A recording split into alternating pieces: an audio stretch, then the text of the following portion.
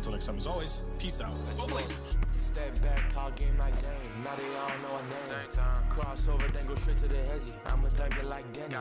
Small market, yeah, we making it big. Now we got too many cameras. Clinging on guards like Drew. You can't even move, ain't nobody stopping us. Rip City turn, we making some noise. Pass to the present, we getting like Lord. More to be rockin', we bringing the force. Yang with a dime, that's a bucket, of course. If trading by the dunk, you gotta move. Young and still hustling like Scoop. Come and tap in, see what's new. Blazers Uprise on the crew.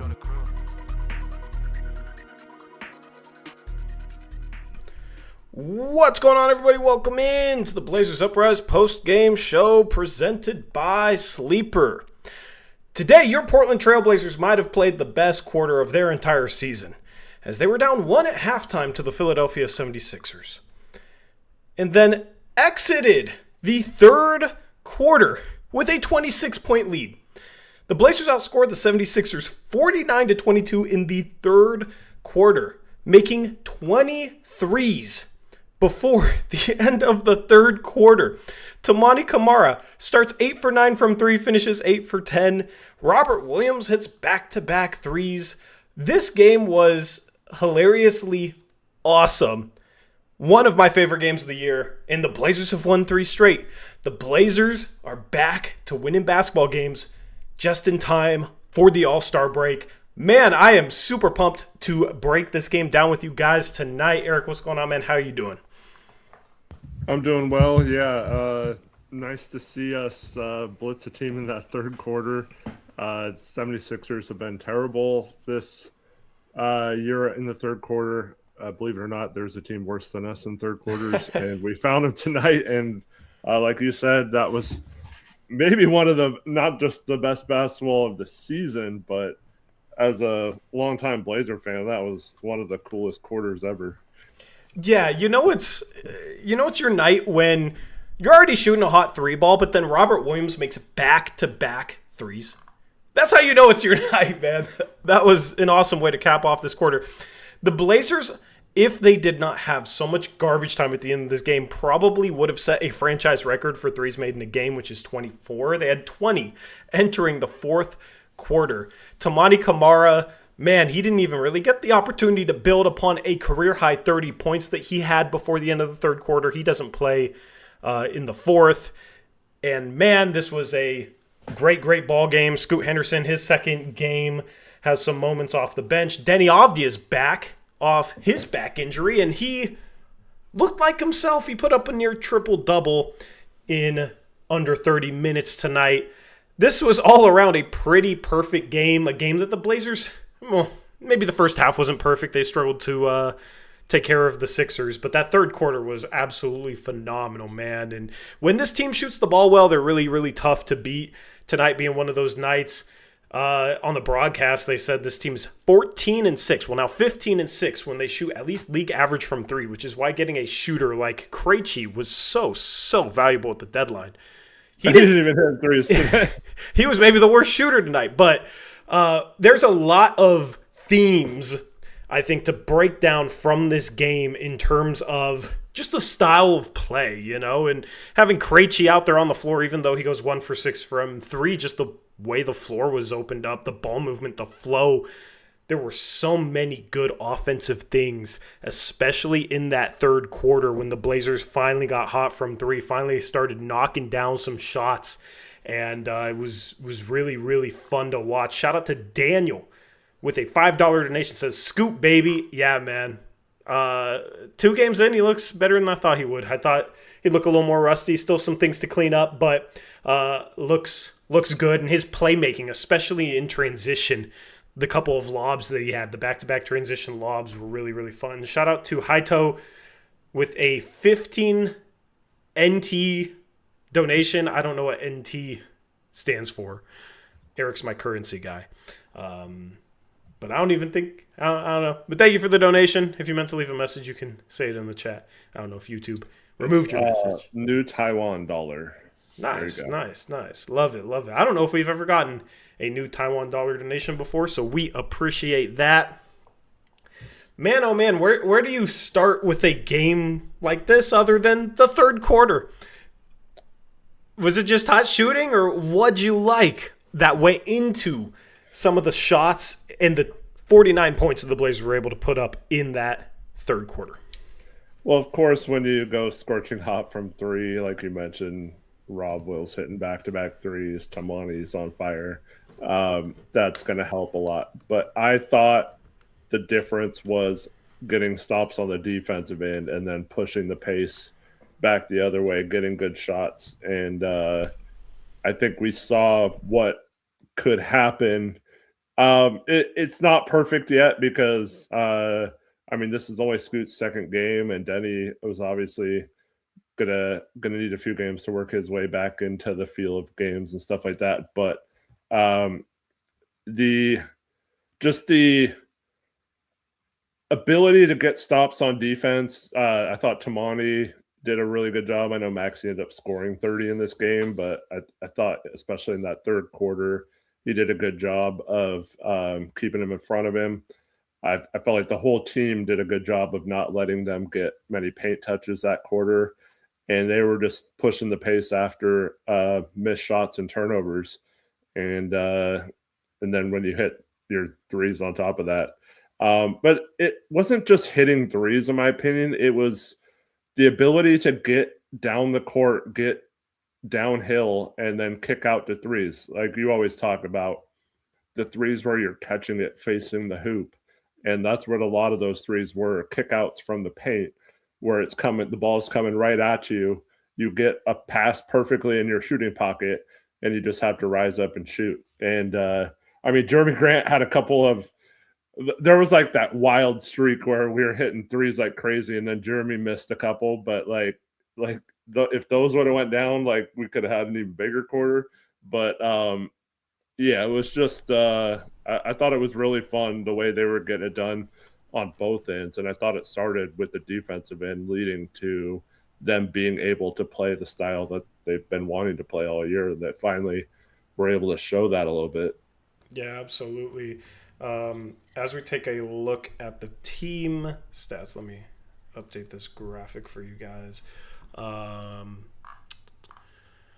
As we take a look at the team stats, man, it's just pretty all across the board for this Blazer team. 48% from the field, 41% from three. That 41% was around 50%. The Blazers hurt their percentage in garbage time.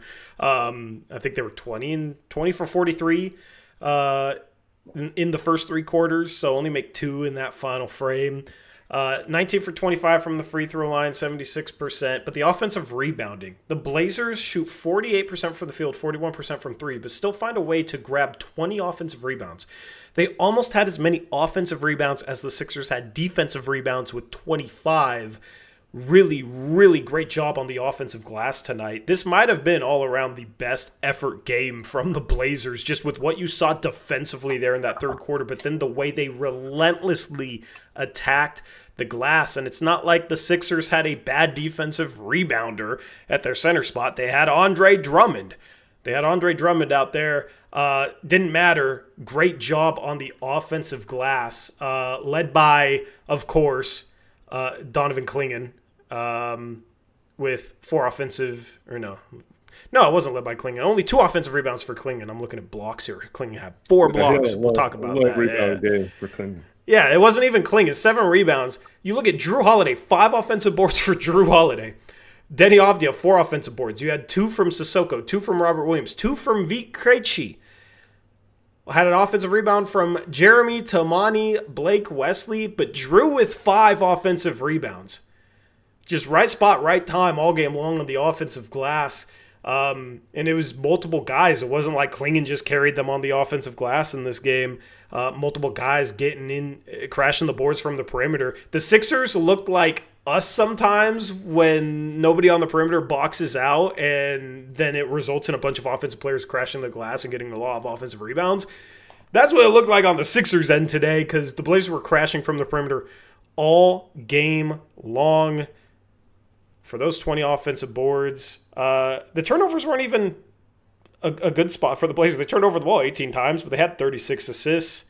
27 fast break points. That's the number, man. 27 fast break points. I don't know the last time it was that high, but that speaks to the pace they played with. They really played with their identity today. Their identity is a team that gets a lot of offensive rebounds, can get to the line, but doesn't, hopefully doesn't need to rely on it because they can knock down threes, right? Idealistically, this is a team that knocks down threes. I know it hasn't happened this year, but the offense that they play is one that's supposed to space the floor. Multiple guys can knock down shots. Multiple guys can take guys off the dribble. We saw that today, but then the fast break points, having Deni and Scoot in the same game, and then sprinkle in a little bit of Blake Wesley. Of course, the latter two guys we haven't had pretty much all season, really helped ratchet up the pace. And you talked about the defensive stops as well, turning into offense. It was just beautiful in that regard. Yeah, I mean, like you said, the 18 turnovers wasn't good. Fouls, 25 of them. That's not good. Also, Philadelphia shot 36, got in the penalty a couple quarters, and they got to the line. But man, when you shoot the way the Blazers did from three, and you can scratch like Yong Hanson's like 18 missed 3-pointers there at the end. Exaggerating a little bit, but like when you shoot that well from three, it kind of offsets all the other things. And then when you dominate the boards on top of that, so not only are you hitting a crazy amount of threes, but you're also getting a lot of the offensive rebounds when you're not making them. So that's just a backbreaker for the other team. And yeah, I mean, I don't know. They were having trouble, I think, in the first half, figuring out how they wanted to attack Philly's defense, especially that little zone they play. But it feels like they finally made some sort of adjustment on that and got players into different positions, and it just looked so much better in that third quarter. And then, they got out and ran a little bit too, and it was fun. They messed up a couple fast breaks, like I think Scoot was not expecting Deni to be so fast on one of them. And so like it could have been an even like greater quarter, but man, it's fun to see them get out and run and play the way they did tonight. Even if they weren't hitting so many threes.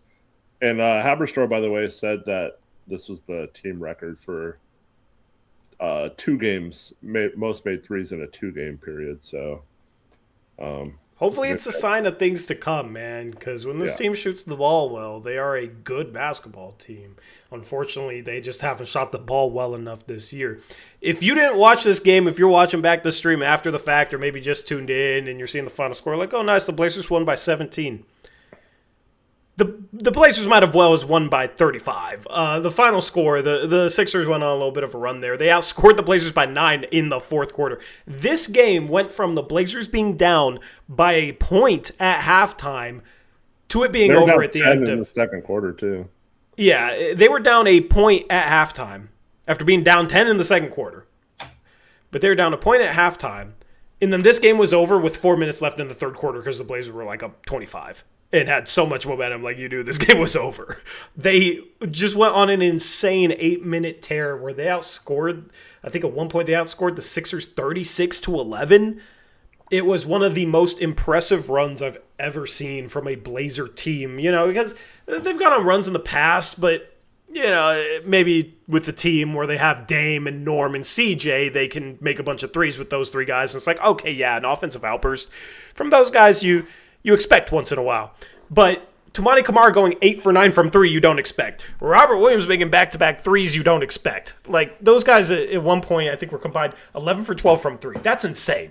That's absolutely insane. Last stream, I said, hey, Robert Williams, he's a shooter now, Maybe he's somebody you want shooting corner threes, and then he comes out today and goes 2 for 2 from the corner 3.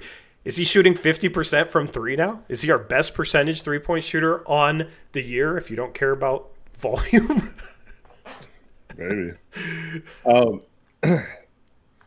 Man, the other thing I loved about this game, the chippiness, Tori. It was back this game. It's something we've talked about, but I don't know, like, Donovan gets a rebound off a free throw and reverse layups in and just turns around and yells "and one" in Adembona's face. Like, he's gotten his groove back. Klingon's gotten his groove back. Even at the Yeah. end, Repair was like getting into it with Lowry, Edgecombe, and I forgot who it was, but he was getting frustrated with someone. I think Tamani was frustrating Maxi a little bit. It just, I feel like when this team plays with an edge, they kind of rattle the other team a little bit, and I feel like that did help give them an advantage in that third quarter too. Is I don't know, it felt like they just got feisty, and I like it when they get feisty. Yeah.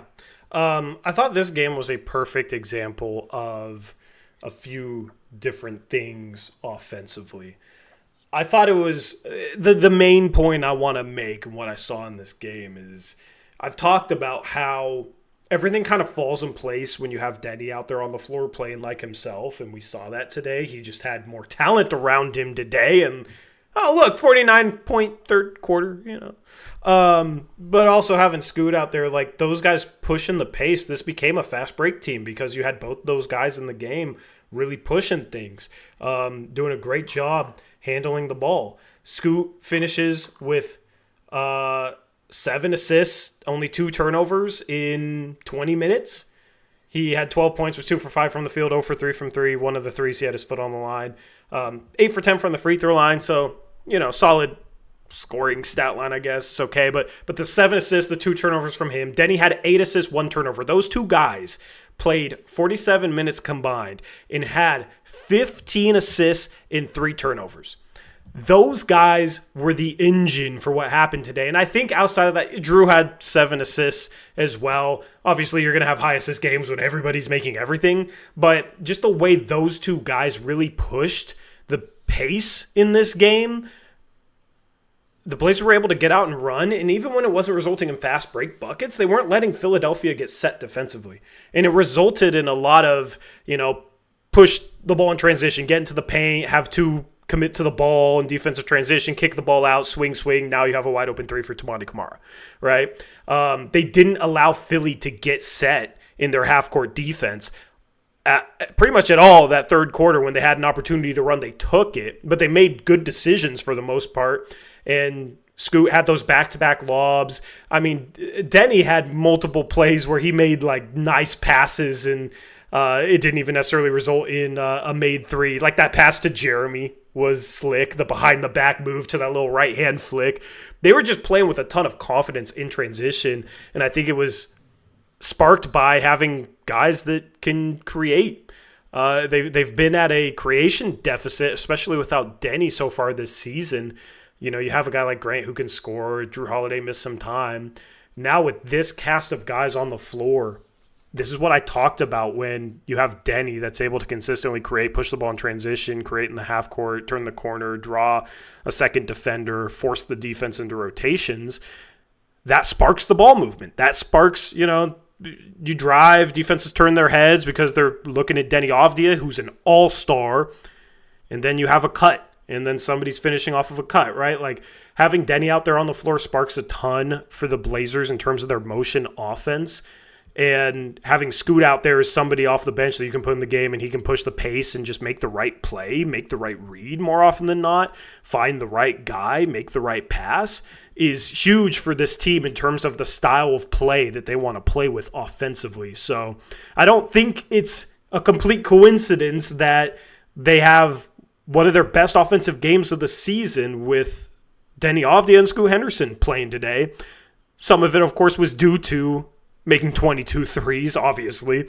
But I do think the style of play that you saw today with Scoot, with Deni, you had Krejci, who didn't shoot well, but he was moving all around the court, and he bends defenses with his ability to shoot.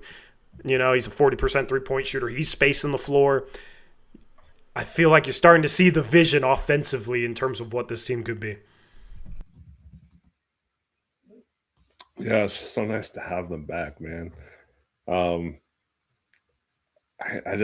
I dream of a stretch here towards the end of the season when we're relatively healthy. Hopefully, knock on wood, these last 2 games we come out of it unscathed in terms of adding players to the injury report, and then we have the All-Star break to rest players, and it'd be so nice to see what Deni and Scoot and those guys could do with a full complement around them of players. And I just hope we get to see that here coming out of the All-Star break. Yeah, what was your thought on the movement, the pace tonight? Do you think it was like, obviously there's multiple factors that went into it, but how much of it's Scoot and Deni being out there? How much of it was, we're making threes? How much of it is just you have a collection of talent that you haven't really had all season due to all the injuries? And how much of it was maybe Philadelphia? They look dead. Their energy in the third quarter was awful. What do you think were the main catalysts for just the style of offense that we saw tonight? It was for sure just getting, the pace, yeah, but just the ability to have multiple guys being able to get into that defense and kick out. And even Krejci was able to do it a couple times. I know he didn't shoot well, but it seems contagious. And one other thing about this game, it wasn't just Deni and Scoot breaking people down, but the Blazers are doing a really good job of swinging the ball quickly, to the other side of the court. And it led to some open threes on the other side. And I don't know, it's just a lot of movement. And then it's weird, but once that starts happening, then you have Drew cutting to the basket, and all of a sudden, everyone's worried about the 3-point line. So he's wide open, and Klingon finds him on a nice pass. And he gets a wide open lay-in. I felt that play we set an off-ball screen, man, and she slipped in, and he's open. Would you look at that? Yeah. It just, I don't know. It's we can move around. Scoot had a lob to Klingon. Tamani tried to throw a lob. I think he was trying to hit the ceiling or something on it, but it was the right decision. Just gotta tone that down a little bit. Yeah, I even though that pass was awful, I like him trying to throw it, even though he completely failed at executing it. Yeah, but it's man, I don't know what it was. I think Deni and Scoot ability to get in the paint and willingness to pass, I think that leads to other players realizing that if they cut, they're going to be found and can get some easy baskets. And I hope that's the case. And then also, if you're open from three and you're knocking them down, you're going to get plenty of opportunities with them in the game as well. So I really like what I see so far. Yeah, absolutely. And then the defense that sparked it. What'd you think of the energy? They were pressuring. They were really pressuring the ball today. And yeah, Maxey went off for 30, but it didn't really feel like they got cooked too bad. I thought they missed some rotations there in the first half. Didn't do a good enough job of defending the 3-point line at times during that first half. And Max is a guy that's going to get 30 a game. He's averaging basically 30 points per game. He's an all-star starter for a reason. You have Andre Drummond make a 3 in the first half. Okay, he shoots. If Robert Williams shoots threes, then I guess Andre Drummond also shoots threes. Every big shoots threes. Nicholas Claxton made a 3 today. Everybody shoots threes now. But it sort of wore on the Sixers, and this is a Sixers team that is depleted. That is absolutely depleted. You have no Paul George. You have no Quentin Grimes. You have no Joel Embiid in this game. But then also, they traded Jared McCain for nothing at the deadline, and this was a team that maybe needed a little bit more depth with Paul George going on his 25-game suspension. And they only have really 2 high-quality guards now, with Edgecombe and Maxey.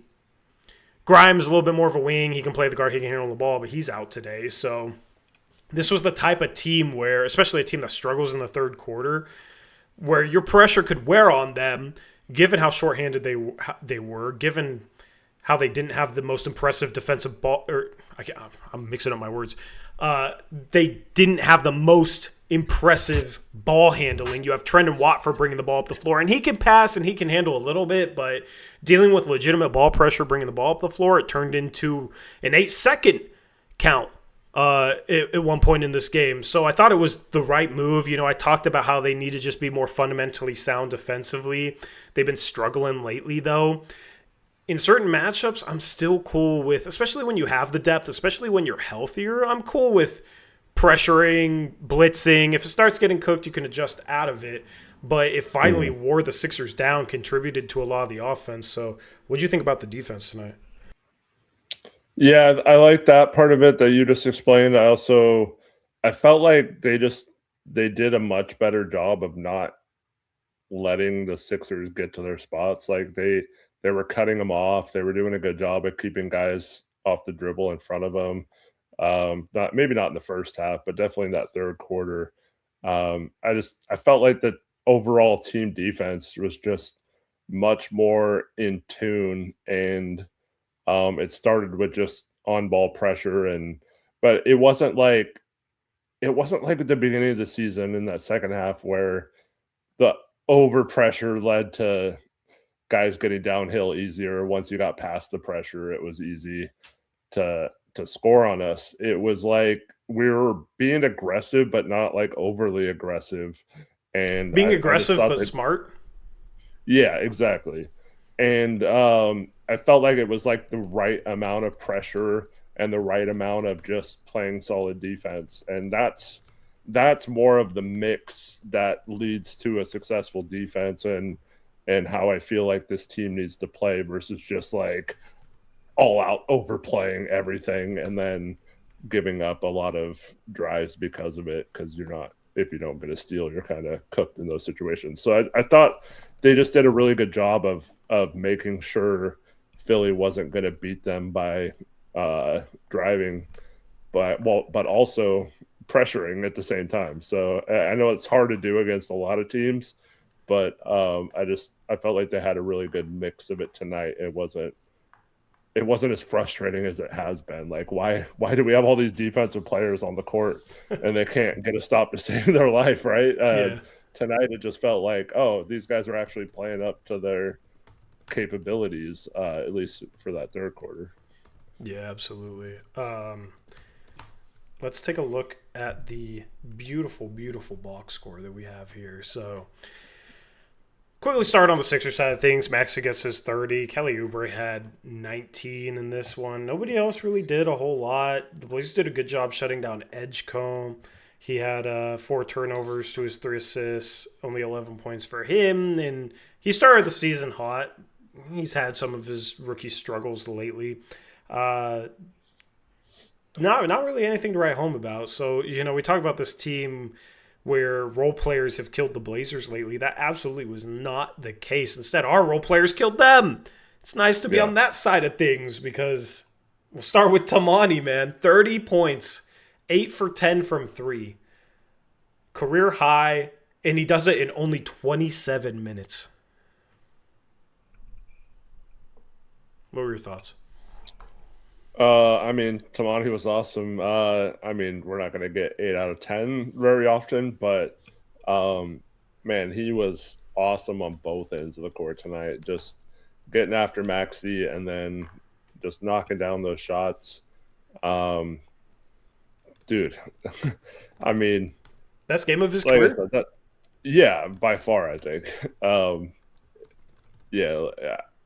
don't think there's any question, and it might not be like super impressive other than he made all his threes pretty much, but man, the funny thing is, like, Tori, if you just got like 4 or 5 out of 10 consistently from him in games, or just 4 out of 10, like, we take that, right? That'd be awesome. I definitely take 5 out of 10 every game. Yeah, but close to 40%. Just the consistency. That's the thing, because he's had some games where he's shot the 3-ball hot. I believe, wasn't there a game earlier this year where he was like 6 for 6 from 3?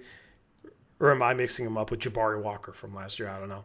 But like, he'll have those really hot shooting games, but then occasionally there's games where teams just kind of dare him to shoot and he can't make them pay for whatever reason. And that averages out to a pretty league average percentage. But it's just like the consistency, because when he does make threes, it just opens up the floor that much more for everybody else, and this team becomes much better offensively when he's a true 3-point threat. Yeah, I mean, dude, like if you get anything from him, I think,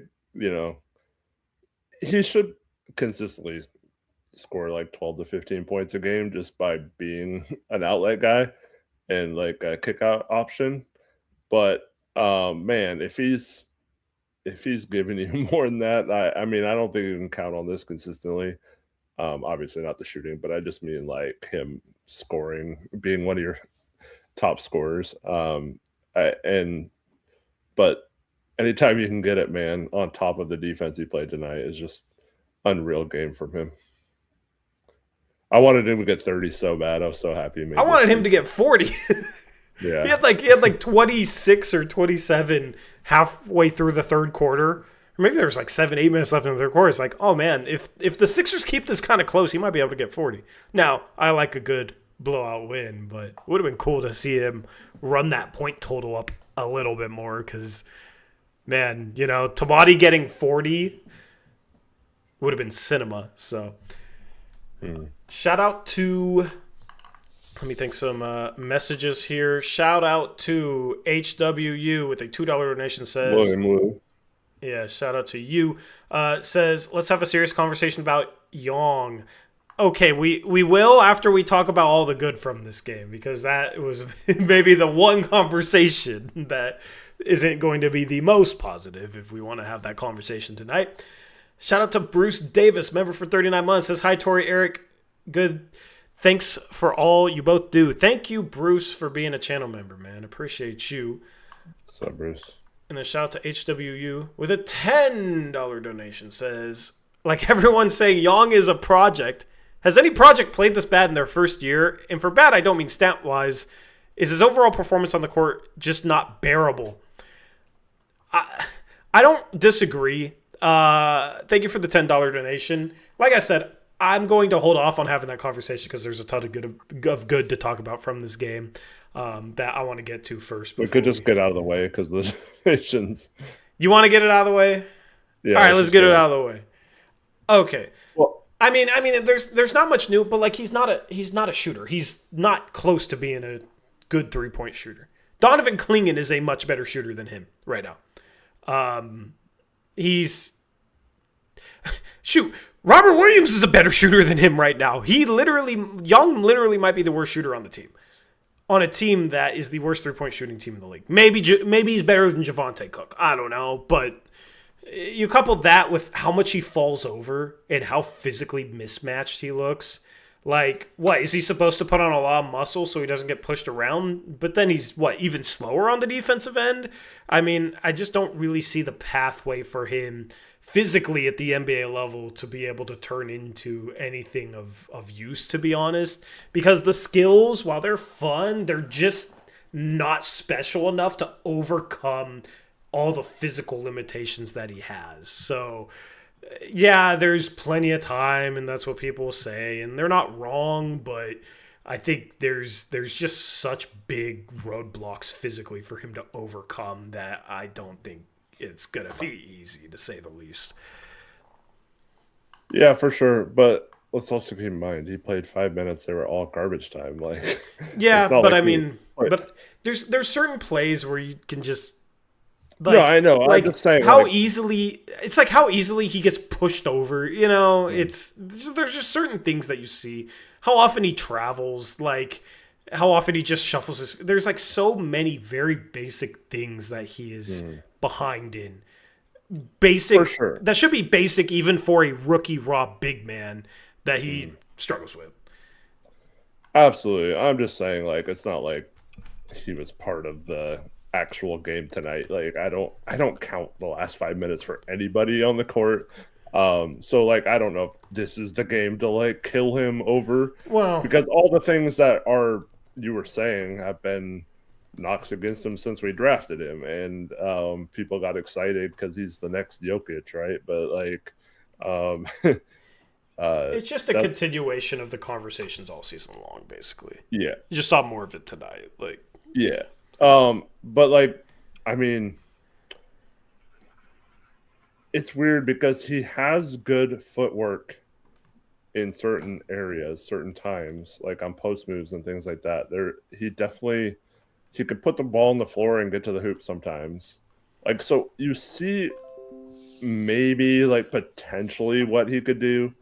But I don't know. He's just so unathletic. It's not even like an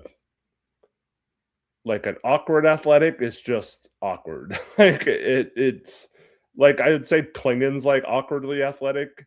Like he knows how to use his body a little bit. And maybe Yong can figure that out. But man, Klingon can like move guys though.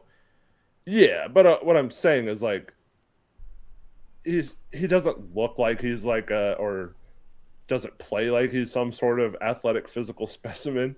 But like he understands how to use his body and stuff to make that happen. So maybe that's like the best case for Yong is just him learning how to use his body better. But I just we talked about the foul, him getting a bad whistle, but like he just comes in and just like he's all over the place, running people over and just tripping and just such. It's like a klutz almost. Like I don't know. It's like so can he figure that out? Maybe, but I still don't think he has the right type of athleticism to succeed in the NBA.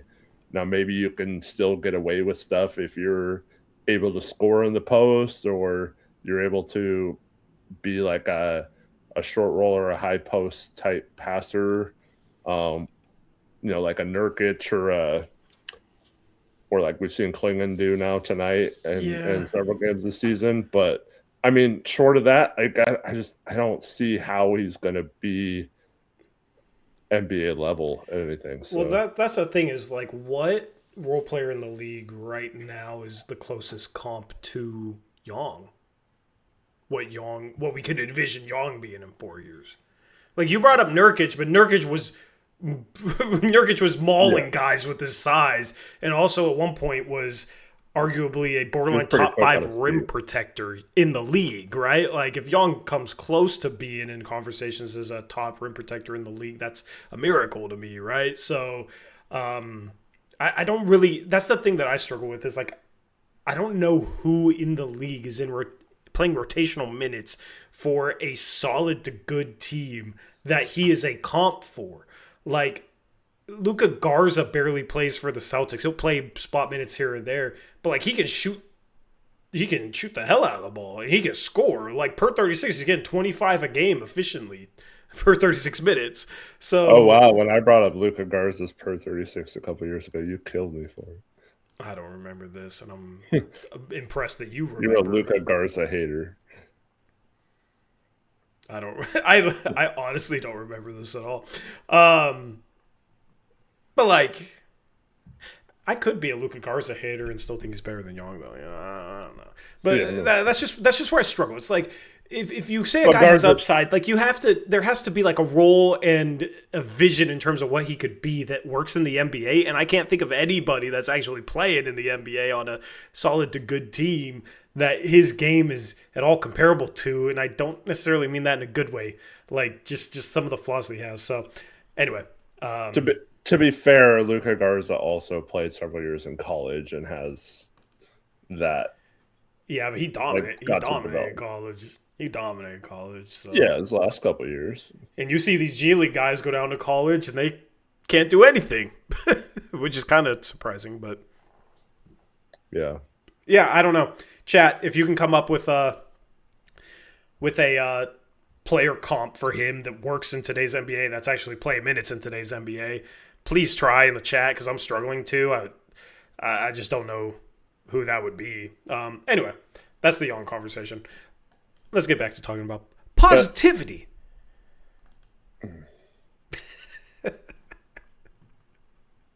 No? I just wanted I thought of a name real quick. Okay. Before we move on. This is best case scenario, I don't think he's as athletic, but just in terms of setting screens, moving around a little bit, passing a little bit, rebounding a little bit. Best case scenario, Hartenstein. I knew you were going there with that. Hartenstein's I'm saying like best case Hartenstein's scenario. always kind of been mobile though. Like for a 7-footer. Yeah, for sure. I'm just trying to think of someone who he could somewhat model us. Like that's the thing is you can come up with somebody like in terms of you can come up with somebody with similar skills, but the main thing I'm trying to think of is somebody with similar physical and athletic limitations. Mm-hmm. Yeah. Like that's the thing is he was compared to Jokic, but like Jokic doesn't get moved off his spot. Jokic doesn't go for a rebound and then just fall over on the floor because he was slightly bumped by a wing. You know, it's But yeah. But Jokic, I mean, he was raw coming in the NBA, but he was also pudgy. Like he was no body to throw sturdy around. and had good balance and had good coordination. Yeah. Which I can't say. I unfortunately can't say about Yong. So like I'm rooting for him. But this is just what I've seen, and I'm gonna tell the truth. Like I'm not gonna lie to you guys. All right, let's Bronny. Yeah, there you go. There you go. Yeah, it's so similar to Bronny. Tamani though, terrific game. Shout out to him. Is he player of the game? Should I do a player of the game poll? We haven't done one of those in forever. Because we lost a lot of games, and it was just kind of Bro, how could you not give it to Tamani this game? Because Deni had 26, 10, and 8, you know? Yeah, Deni was awesome, but this was clearly Tamani. Yeah, see, this is where it's like you could definitely make the case that Deni like had just as much of an impact on winning this game as Tamani, but we expect that out of Deni, where Tamani, this is like terrific and notable. That's why he's my player of the game vote. Like I said, that's how I vote for it. But you can just type the name in the chat. We won't do a poll. You can type the name in the chat. In the live chat, who's your player of the game? Let us know. Let's talk about Deni Avdija. He looked more like himself today than when he first tried to play off those back injuries, and that makes me encouraged because he only got 2 games before the All-Star break for him to stay healthy. And dude, All-Star Weekend's going to be fun. If he's playing, you got Dame in the 3-point contest, and you could have... Dude, that was... You could have Klingen versus Yong in a Rising Stars game. The only thing that could add to that is if Shaedon Sharpe was in the dunk contest. Which the dunk contest, I mean, they have Chase Richardson in the dunk contest. That's not going to go well. That dude, he's 6'2" and he's somewhat athletic, but I don't really understand that at all. So, you ignore the dunk contest. Man, this is going to be an awesome All-Star Weekend. And I think if Deni's playing now, I assume he's going to play. And hopefully he can just stay healthy these next 2 games. He dealt with some contact in this game. It didn't really slow him up. He was dishing out contact, being more aggressive than he was the few games that he played in between missing time with that back injury. So it seems like they were patient enough with him, hopefully. Knock on wood, of course, whenever we talk about injuries. But seemed like they were a little bit more patient this time around, where there was that game where Thiago said that he was probably going to play and then they didn't play him and then sat him a couple more games. Like it seems like they're being a little bit more cautious second time around with him missing time, which is absolutely what they should have done because they need him playing like himself, playing at, near 100% because he's played like a top 15 player in the league when he's been that this year. He's played like an absolute star, and he's literally an all-star. 26 points, 10 rebounds, 8 assists in 27 minutes. Had himself a vintage Avdija performance today. Yeah, I'm guessing. So all we have left before the break is a back-to-back Wednesday, Thursday. So I'm assuming Deni, Robert Williams, Scoot will all only play in one of those games. I'm just guessing that they'll be cautious with that All-Star break approaching. What game do you play them, though? Do you make sure you beat the Jazz, who beat the Heat somehow tonight on the road? Or do you try and beat the Timberwolves feeling like you can take care of business against the Jazz? I don't know, man. Maybe you just stagger them so you have like 2 playing one game and 2 playing the other game. But I don't like what they did last time. They did that, and they end up losing the back-to-back with the Wizards and the It was the first night. It was the Knicks or something. I don't remember. Celtics or something. I don't remember who it was. Yeah, I wonder if there's a chance that Scoot could play, given that it's before the All-Star break and given that last back-to-back, like they didn't immediately rule it out. Maybe that's just wishful thinking, though. Yeah, I almost feel like they're saying that just to like make it seem like they're not doing that. Yeah. It's like there was that game where Robert Williams played 8 minutes and Thiago. This was earlier in the season, and Thiago was like, "Oh, we only played 8 minutes tonight. I would assume he'd be able to play tomorrow since he barely played tonight." And then he still sat out and has missed every other back-to-back since then. So it just seems to be the norm as they try to deal with these injuries or injury management, that they don't play players on back-to-back. So I wouldn't be surprised. Just give them a little bit extra. Trevin says he hasn't been ruled out in back-to-backs automatically, but he always ends up sitting. So like we might as well be automatic. I don't expect Sharp. I mean, if he's having calf soreness, just sit him out these next 2 games and give him 2 weeks basically to rest. So I would definitely not play him in either of those games. If we're playing the style of play offensively tonight, like we were in making shots, like we don't have to be too reliant upon Sharp, so you can rest him. Well, the part is it's with I mean, if we do sit out players in the back-to-back, then we probably could use them in one of those games. Yeah, could use the scoring for sure. But I don't know if I wouldn't risk it with the calf. Just let him sit out a week and a half to 2 weeks, and hopefully it's good to go the second half of the season. I really want them to do everything to make sure they at least have a stretch of the season to see this roster at somewhat full strength and see what they can do, and then the possibility of adding Dame next year to it as well. Yeah.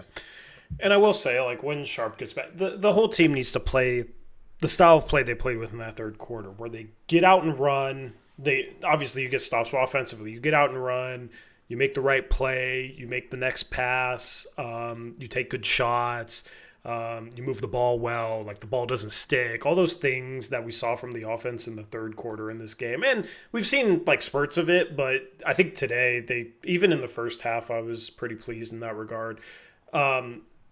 They need to continue to become consistent at doing that. And then when Sharp's back, I just hope that he kind of like buys into that style of play, because Sharp can definitely fit in and be a really big part of that. Like, he's such a transition threat with the ball in his hands or filling a lane.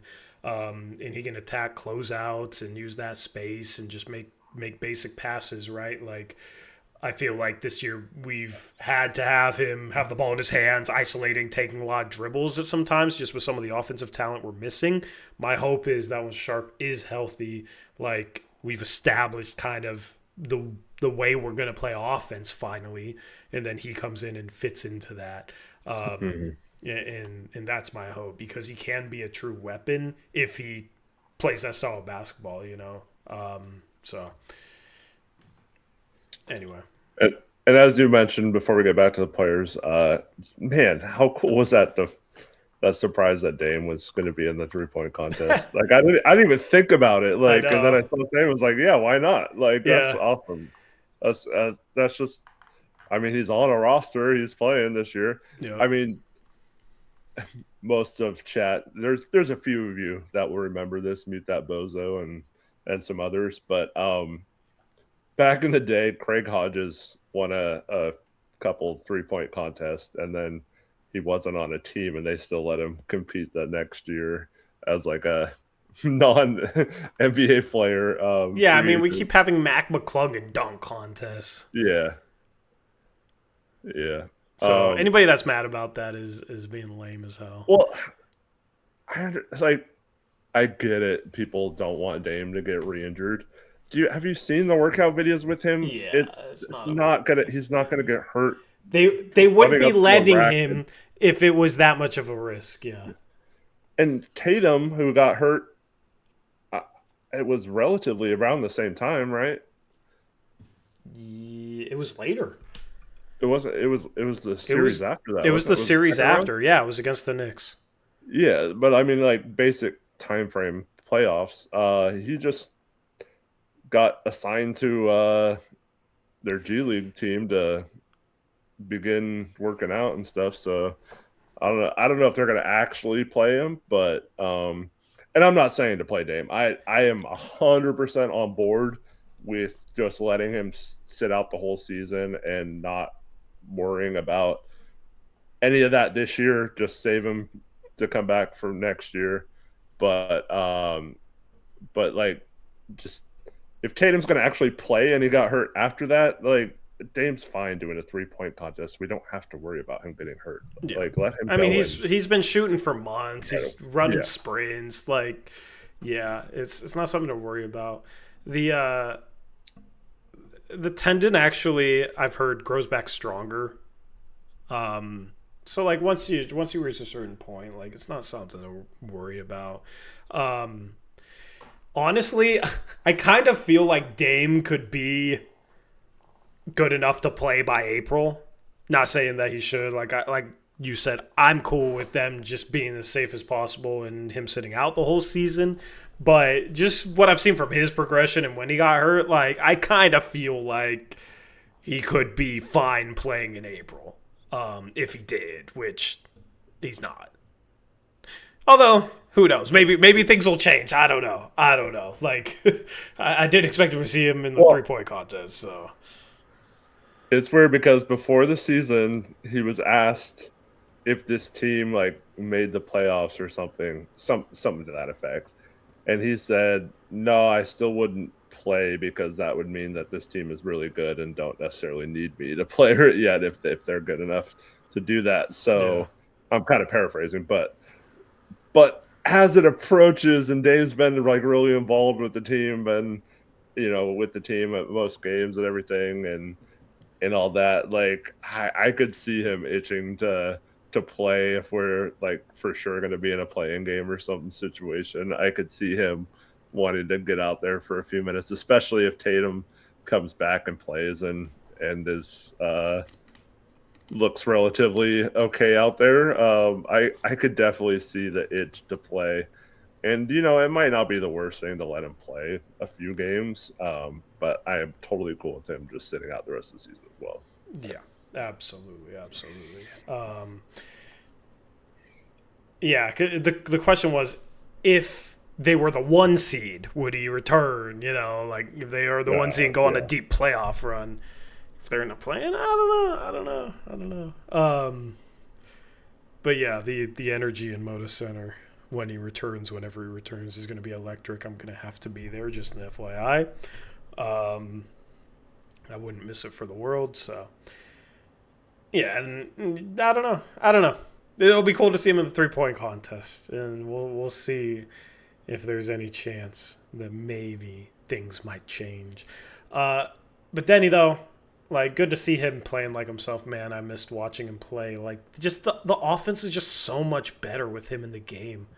And he struggled from 3. Like, he missed a few shots short, which I think is just the rust. He finished, let's see here. He finished 2 for 7 from 3. But he was 8 for 16 from the field, 8 for 10 from the free throw line. It just says 1 turnover. Like, played a really, really good game. Funny enough, he was only a plus 12, but just the offense with him in the game is just more enjoyable. It has been all year, and the offense has been much better with him in the game. It's nice though that we can have a game like this, and when he was off the floor, we still outscored him by a very good amount. Like the offense was still good with him out of the game, and I think part of that is you have a guy off the bench that can create for others, create for himself a bit, and you have Drew who's playing better. So you just have more shot creation and guys that can set teammates up on the floor that you've struggled to have all season. So really, really enjoyed Deni's game today. It's also kind of a quiet, almost triple-double. I know. That's the thing, man. I miss these quiet 26, 10, and 8 type games. You're like, man, he had that stat line at the end of the game. Yeah. And the awesome part about Deni tonight, only one turnover. That was awesome to see. 8 assists, 1 turnover. Yep. I'll take that every time, Yep. right? Absolutely. Jeremy Grant, 15 points, 4 rebounds, 2 assists. One more thing. Denny's over-the-head pass to Tamati was awesome. Yeah, it was. Like, that's the thing. He had some creative transition passing, and he has the ability to get, like, creative in an effective way with his passing. That I don't mind if if the little right-hand flick to Jeremy, like, being deceptive with your passing gives your teammates more time to shoot, more space to shoot, right? You don't want to be too predictable with your passing. So some of the crafty stuff he did in transition, I really, really liked today. Yeah, me too. Grant, 15 points, 4 rebounds, 2 assists. He was 6 for 13 from the field, 3 for 9 from 3. Was a team high plus 34. I don't know. Like, it wasn't the most impressive Jeremy game. He had some nice drives. Kind of surprised he didn't get to the free throw line in this game. Didn't really take any bad shots or make any mistakes for the most part. So, solid game from him. Man, there's those. Yeah, I agree with everything you said. Just those couple threes. Was one of the threes that time where, like, Deni pushed the ball up the court, did that move at half court, and then threw the. Didn't he throw like flick? Yeah. I think he missed that one. Grant missed that one. Yeah, like that would have, because we were in the middle of just like we're on like a 27-5 run or something at that point. Like, Grant had 2 of those like in that span where he missed them, and if those go in, man, that would have been crazy. But yeah, not a bad game either. Yeah, absolutely. Klingon, his shot's back, Eric. Knock on wood. How many pieces of wood can I knock on so I don't jinx him again? Starts off 3 for 3 from 3. Not the Dirk fadeaway baseline jumper, though. You know what? When we're up 25, like, sure, get into your bag a little bit. You've been efficient.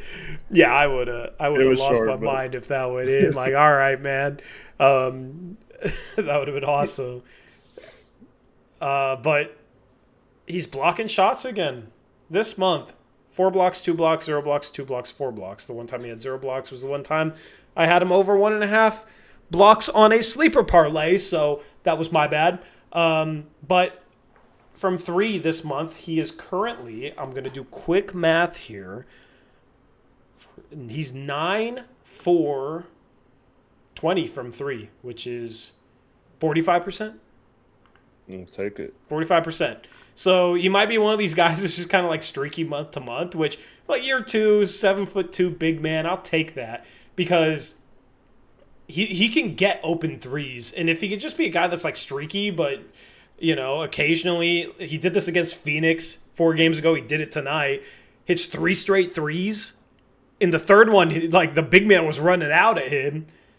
That just kind of sets the tone for a game, like gives you that offensive spark early on, and then the bigs are respecting his three-point shot a little bit more. It starts to open other things up, and he doesn't hit a 3 the rest of the game, but like hitting those 3s early gets defenses worrying about him shooting the ball. He becomes a floor spacer when he's able to get going. And they weren't letting him shoot 3s after that. So, yeah, I would have loved for him to hit even more 3s. I want to see him hit 4 3s in a game because he's never done that before. His career high is 3. He's had a couple games this year with 3. This is his 4th game with 3 threes. But, if he's somebody that's, all right, you make a couple 3s early on and then you don't shoot any because they're defending you out of the 3-point line, like, it just makes everything easier for the offense. I like some of his finishes that he had tonight. He got his groove back. Like, he got his edge back. You talked about how this team played with an edge today. And the last 4 games or so has been great. It's almost like those 3 threes he hit early on against Phoenix, like, kind of snapped him out of whatever funk he was in. He's doing a better job protecting the rim. Had 3 assists today, 3 assists last game. Been rebounding the ball terrifically. Only 7 today, but of course, had 19 last game, 17 the game before. But just the finishing strong around the rim, knocking down 3s, protecting the rim at a higher level. Like, this is the Donovan Klingon that we know that disappeared there for a stretch in January for whatever reason. But now he seems kind of like himself again, which is great for this team.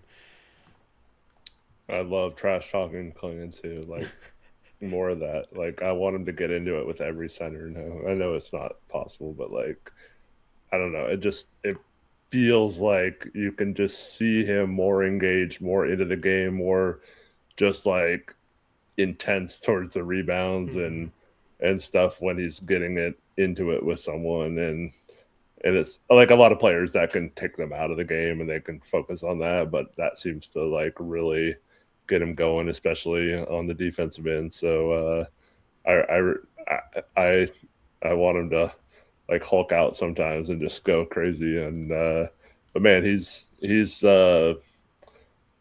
it's like basically ever since we had that stream, worried about him a lot. Like, is there something wrong with him or whatever? Like, he's been great since then. So really, really happy about that. So I need to keep worrying about him and not admit that he's shooting the ball well. That's what we're learning, you know. It's the Tory jinx, but yeah, I love it when he's playing with an edge, with some attitude, and playing hard and hitting threes, and it's awesome. Drew, 13.7 rebounds, 7 assists. He kind of got close to a triple-double today. He continues to play well. Third straight game where he's played well. Did a really good job of running the offense today. I thought today he was a little bit better in not having the ball stick to him. He kind of played in the flow of things a little bit more, and I think that's kind of the question is like when you have Scoot, when you have Deni, when you have other guys that can create, handle the ball, like can Drew kind of take a little bit more of a step back and play in the flow and not be as ball dominant as he has been for stretches this year. And today he looked really good playing off the ball, had a couple good cuts. You know, he contributed to the flow in which they played with and did a good job setting up teammates. So really enjoyed the way he played tonight as well. Yeah, Drew's just been solid these last few games. And yeah, I mean, it felt like he had an extra like pep in his step too. It's just, I think that's why I want so badly to see this team at fuller strength like tonight. It's just, I think all these players just have a little extra step to it. And it seemed like maybe not in the first half, obviously, but once they started going in the third quarter, the team just looked like they were having so much fun. And body language from Drew was one of the best I've seen this year too. A lot of people have commented that he looks like he doesn't want to be here at times. I don't think that's the case at all, but it's just how he plays. But he did seem to be a little bit more cut happy tonight, and it led to him getting that easy bucket in the second half too. So just a really solid game from him. Yep. Absolutely. Scoot Henderson, 12 points, 2 for 5 from the field, 0 for 3 from 3. One really long two where his foot was on the line that he hit. That was a tough hit. I got to the line 10 times. Some of it was just kind of like getting hit on a defensive board type stuff. But, you know, nice to see him shoot 10 free throw attempts in this game. The thing I really want to point out, though, is in 41 minutes since returning – in the past two games, he has 16 assists and 7 turnovers. So greater than a 2-to-1 assist-to-turnover ratio, doing a great job passing the ball. I really do feel like if he had the chance to play, 35 minutes a game for a team as a starting point guard, he could average 9 to 10 assists per game. I don't think there's any doubt about that. Yeah, so he's a very high level passer, and he made some really nice reads last game. I felt like some of the passes, the 2 lobs were terrific lobs. Like the accuracy on his passes is really impressive. He's able to place passes perfectly, different types of passes, whether it's, like last game, he had a little baseline rip and Euro step to the middle and then kicked it out to Tamani, and Tamani was wide open, but just the fact that he saw Tamani, like who driving baseline and Euro step into the middle, normally you're not like swinging the ball out quickly, but he passes the ball on time, it's crisp, it's in the perfect spot, which is just really underrated part of passing the basketball. Just really enjoyed his playmaking. The scoring, he's 6 for 15 since coming back. He's 2 for 10 from 3. I think maybe he'll challenge the rim a little bit more once he gets his legs underneath him a little bit more, once he kind of gets comfortable out there on the floor. You know, he has some rust to knock off. You look at the way teams look at the start of the season, where everybody looks like crap sometimes. I mean, you just saw the way opponents turned over the ball against the Blazers. Like, Scoot's going through that, but it's game 53 and game 54, right? So that's where I'm just encouraged, like, okay, once he starts feeling a little bit more comfortable with the playmaking he's showing right now, like, will he attack the rim a little better? He had that play where he tried to dunk on Bona or whatever that he got fouled on. I loved that. But just like he's making, for the most part, he's just making the right decisions. So it's like, okay, the 3-point shot, hopefully it comes around. You know, he's 2 for 10, but small sample. The 3-point shot comes around and he starts attacking a little bit more as a scorer, then he's going to be a really, really good player for this team when you combine that with the playmaking that he's shown so far. Yeah, and it seems like one of his more simpler plays of the game, but his kick out to Rob for the second 3 in a row, Rob hit. You know, Rob's standing there open. He hits him in stride right on the money. I think it was a one-handed pass, just right into his shooting pocket for a guy who just hit a 3. And just little things like that are really cool to see after we had hit him for an open 3 as well. But yeah, it's cool seeing him, because this offense desperately needed someone else who could get into the teeth of the defense and do what he's been doing. And Scoots really popped in that regard these first 2 games of his season. Yeah. Sorry, chest cracking me up. Yeah, I love the decision making. I love the passing. I love that he always tries to make the right play.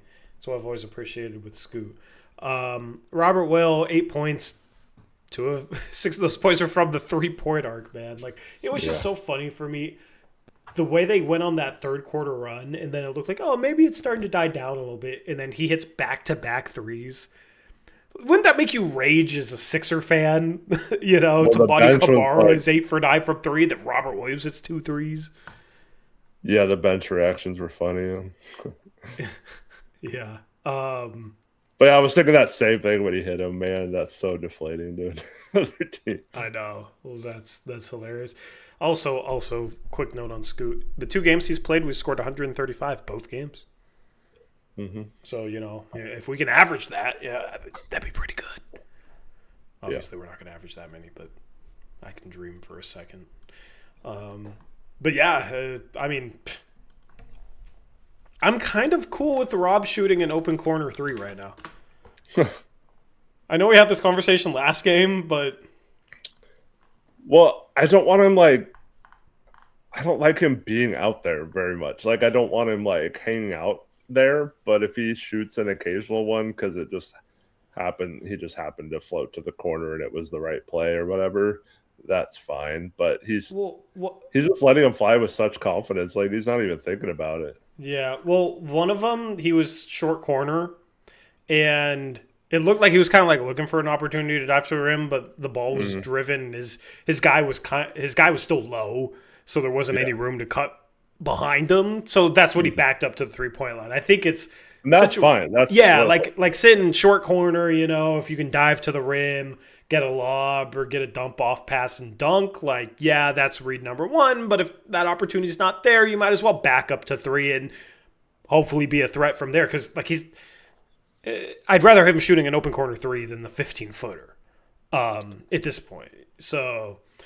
And I said the same thing about Klingon. I felt like when he started struggling, it made him like float more to the 3-point line. It's like, no, it should be the opposite. And now he's back to getting lobs and scoring around the basket. Now he's hitting 3s again. I don't think that's a coincidence. So like, I like when these bigs pick and choose their spots. I don't want them to be exclusively 3-point shooters.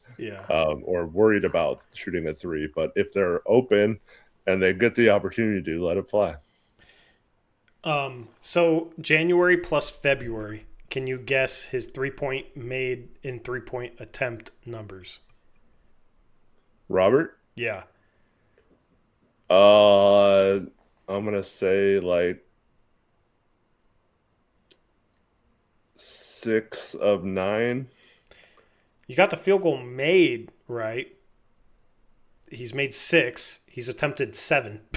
Okay. He's 6 to 7. he's literally 6 for 7. He's Even the better last than 3 that. games he's 4 for 4 from 3. Like, okay, I'll take it. You can't complain about that, So on the season, he's now what? Let me look at totals. I don't know if this is counting today. He was 5 for 14 going into the game. He's now 7 for 16. So, his field goal percentage on the season's like 75%. His 3-point percentage is now like 40, 46 or something like that. So terrific efficiency numbers. But yeah, like You only mentioned that because of what those 2 numbers were. What'd you say? Did you only mention that because of what those 2 numbers are?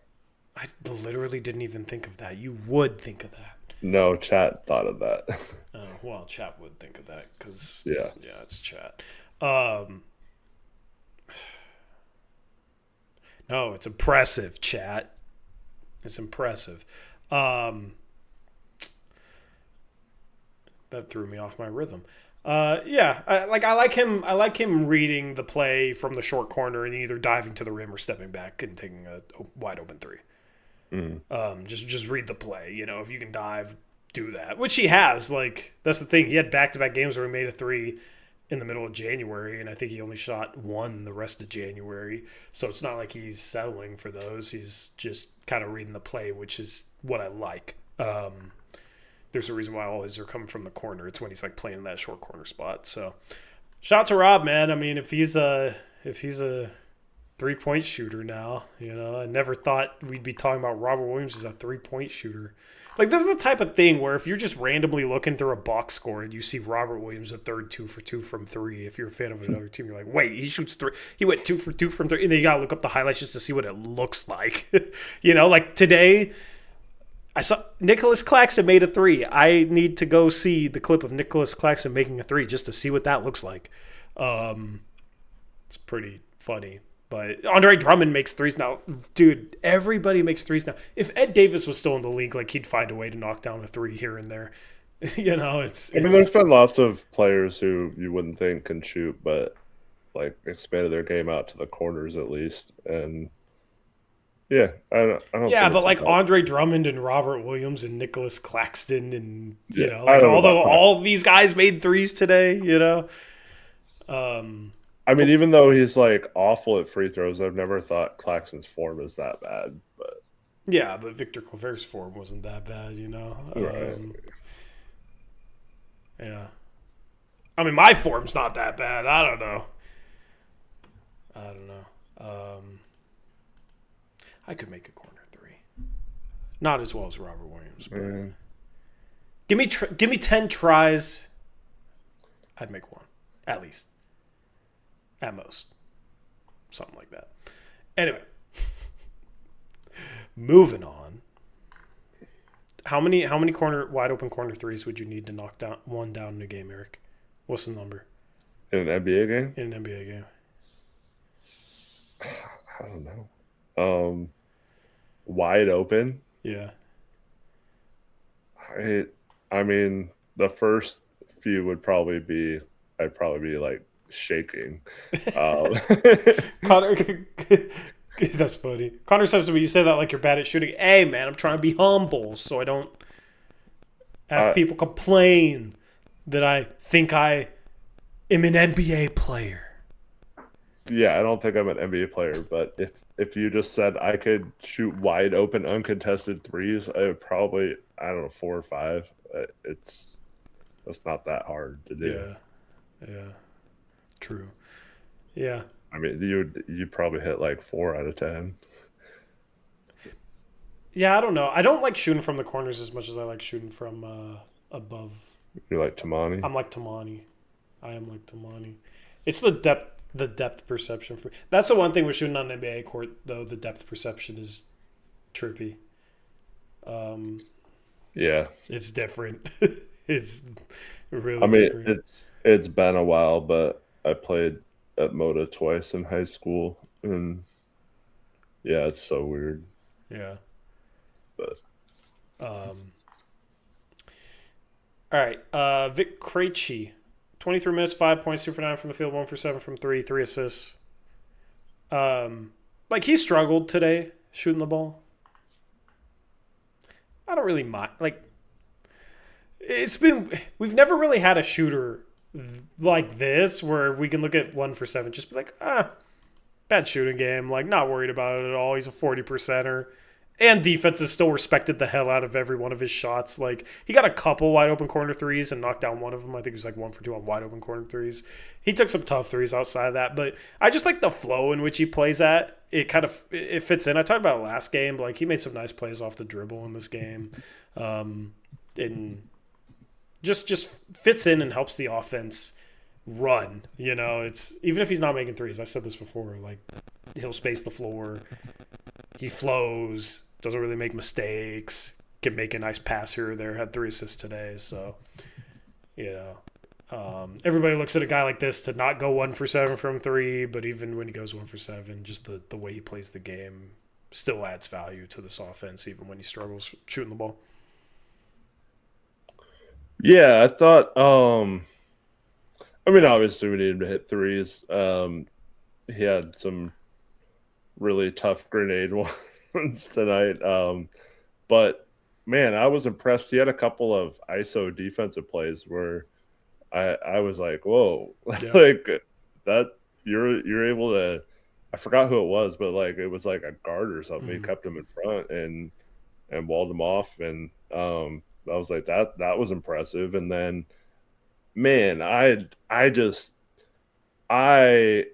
been super impressed. I knew this was part of his game, and one of the reasons why, well, I didn't think he was available to get him for this, but why I liked him over a lot of other shooters is just the ability to attack a closeout and make the right play, whether that's getting to a floater shot or, he missed the one, but he follows it up and puts it in. But then just his ability to pass off of that too. He gets right to the middle of the key and then looks for the shooter on the other side quite often. And those kind of passes are really, I mean, it seems simple, like I was talking about with the scoop kick out to Rob Williams, but I mean, it's backbreakers for the other team to have a guy who you would think is only in there to shoot threes, put the ball on the floor and create a play and set up a teammate for a wide open three. And I've been really impressed with all the little things he does on the court. I've been least impressed with his actual shooting, just more impressed with like all the other stuff he's been doing on the court. Yeah, that's why I liked him, just because it gives him a higher floor. Like he can still do some things when he's not making threes, and of course he's still going to space the floor when he's not making threes. So, just kind of like looking at his numbers, he can be a little streaky in terms of like he'll have a 5-game stretch where he'll just go insane. You know, like he had a 5-game stretch earlier this year where he was 8 for 10 from three, 3 for 5 from three, 6 for 8 from three, 1 for 5 from three, 3 for 8 from three, right? 1 for 2 from three, then 7 for 10 from three. So like that was a great stretch, but you know, there's 3-game stretches where it's like 1 for 4, 1 for 4, 1 for 6. There was a stretch there in January where he was 0 for 7, 1 for 4, 1 for 7, 2 for 4, 1 for 4, 0 for 6, you know. So like he is prone to just little shooting slumps, 5-6 game like shooting slumps. 20% for January, I think, leading into the trade. Or like He was 30% in January, so but he was 45. Yeah, he was 47% in November, 45% in December. Like, and he's been above 40% the last 3 years. So, you know, that's an aberration. And, like, he's a proven shooter. So, I'm not going to worry. Even if he has a month like he did in January where he shoots 30% from three, like, yeah, that kind of sucks. But, like, defenses still respect him like a 3-point sniper. And he's been above 40% the last 3 years. So, I'm going to trust him to figure it out. Yeah. So. Man, I love his game so far, and I really want to see him play in lineups with. I don't know if you got a chance to play with Deni and Scoot today. Yeah. But man, I was disappointed every time he came in and like Deni, or he was subbing in for Deni or something. I was like, no, I want to see them play together out there. Hopefully, we get to see that more soon. Yep. Arrow, maybe I'll answer that question after we're done talking about the game before the outro. Let's see. Let me go to the box score. There's so many guys that played. I'm trying to go in order by the points here. Because V had 5. Blake Wesley had 4 points off the bench in 13 minutes. Was 2 for 6 from the field. 3 assists, 1 rebound. I think it's pretty clear like what Scoot's ready to play more minutes. Scoot will eat into his minutes. You know, he already kind of has in a game like today. It was still like, I don't know. I guess his energy is nice. The team was a -9 with him in the game. How much of that was garbage time? I don't know. Yeah. But, yeah, I mean, made some plays, I guess. Not really much. Yeah, I mean, I thought he was fine. He was better in the second half, I thought. That right-handed finger roll where he got ran over from behind was a nice transition play, nice finish. Yeah. Thought he deserved a foul call. Ride Repair came in and hit a 3. And the play he hit a 3 was just some terrific ball movement. I forget who. I forget who made the first pass down to whoever was in the paint, and then they kicked it out to Repair. But that was just like the epitome of this game, just the ball zipping around and moving.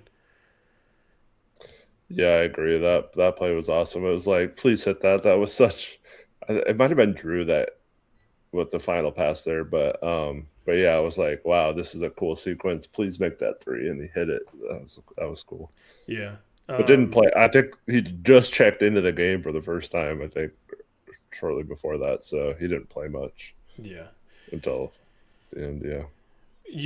I don't have anything to say about the rest. I'll be back in a couple of minutes. You can talk about the rest, and then we can look ahead. Well, I mean, the rest were all pretty much just garbage time minutes. Like I said earlier with Young Hansen, I'm not going to really count any of that. Cook was fine in those minutes, but he's not an NBA player. I didn't think Sissoko had a good game today. He was one of the lone negatives, I think, of this game, of the non-garbage time guys. This is bad game from him. He had a couple of nice defensive plays, but that was about it. Other than the 5 rebounds, turned the ball over a couple times, didn't have an assist. Was 0 from the field. Just not a great City game to waste a spot. I'm assuming I didn't see this before the game. I'm assuming Caleb Love wasn't active to save a game tonight. Hopefully they didn't activate him and then not play him. I don't think that would have been good, but I'm assuming he wasn't active for this one. And then I think that's pretty much everyone that we talked about. I do want to mention one thing about the rotation in the lineup, though. And chat, if you disagree, let me know. But I saw his name brought up in chat earlier, Chris Murray. I'm so sad we didn't find a way to move him at the deadline and not have to worry about him on the team next year. I feel like I mean, great guy. I'm not trying to like speak ill of him, but it's just very, very obvious that he just is not going to be a rotation player on a good team. And I mean, this team hasn't missed him at all while he's gone. And in fact, I think the rotation's better without him. And just knowing that he's under contract and it's not someone that we can easily just get rid of this off season. I really wish that was the one thing about the trade deadline doing nothing. I was really hoping they cleared up that money from next year. And I'm hoping because they didn't, it isn't like they still believe in him as a rotation player or something. And he's going to get minutes when he comes back because I really don't think he should. Who are you talking about? Chris Murray. Yeah, no, thank you. No, thank you. Because this is a team where everybody can shoot, except for Blake Wesley, I guess. But he made 2 threes last game. Yeah. So. Yeah. Anyway, anything else from this game that you want to dive into here? This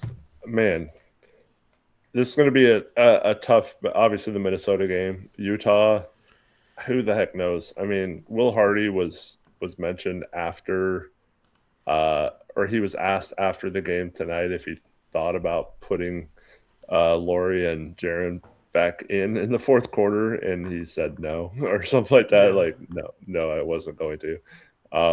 So they sat those guys again in the fourth quarter and ended up winning. Man, that would be a tough loss to lose to them. But if you can somehow get the Minnesota game and then beat Utah and somehow go into the All-Star break back up to 500 after we just got 5 games below 500, that would be awesome.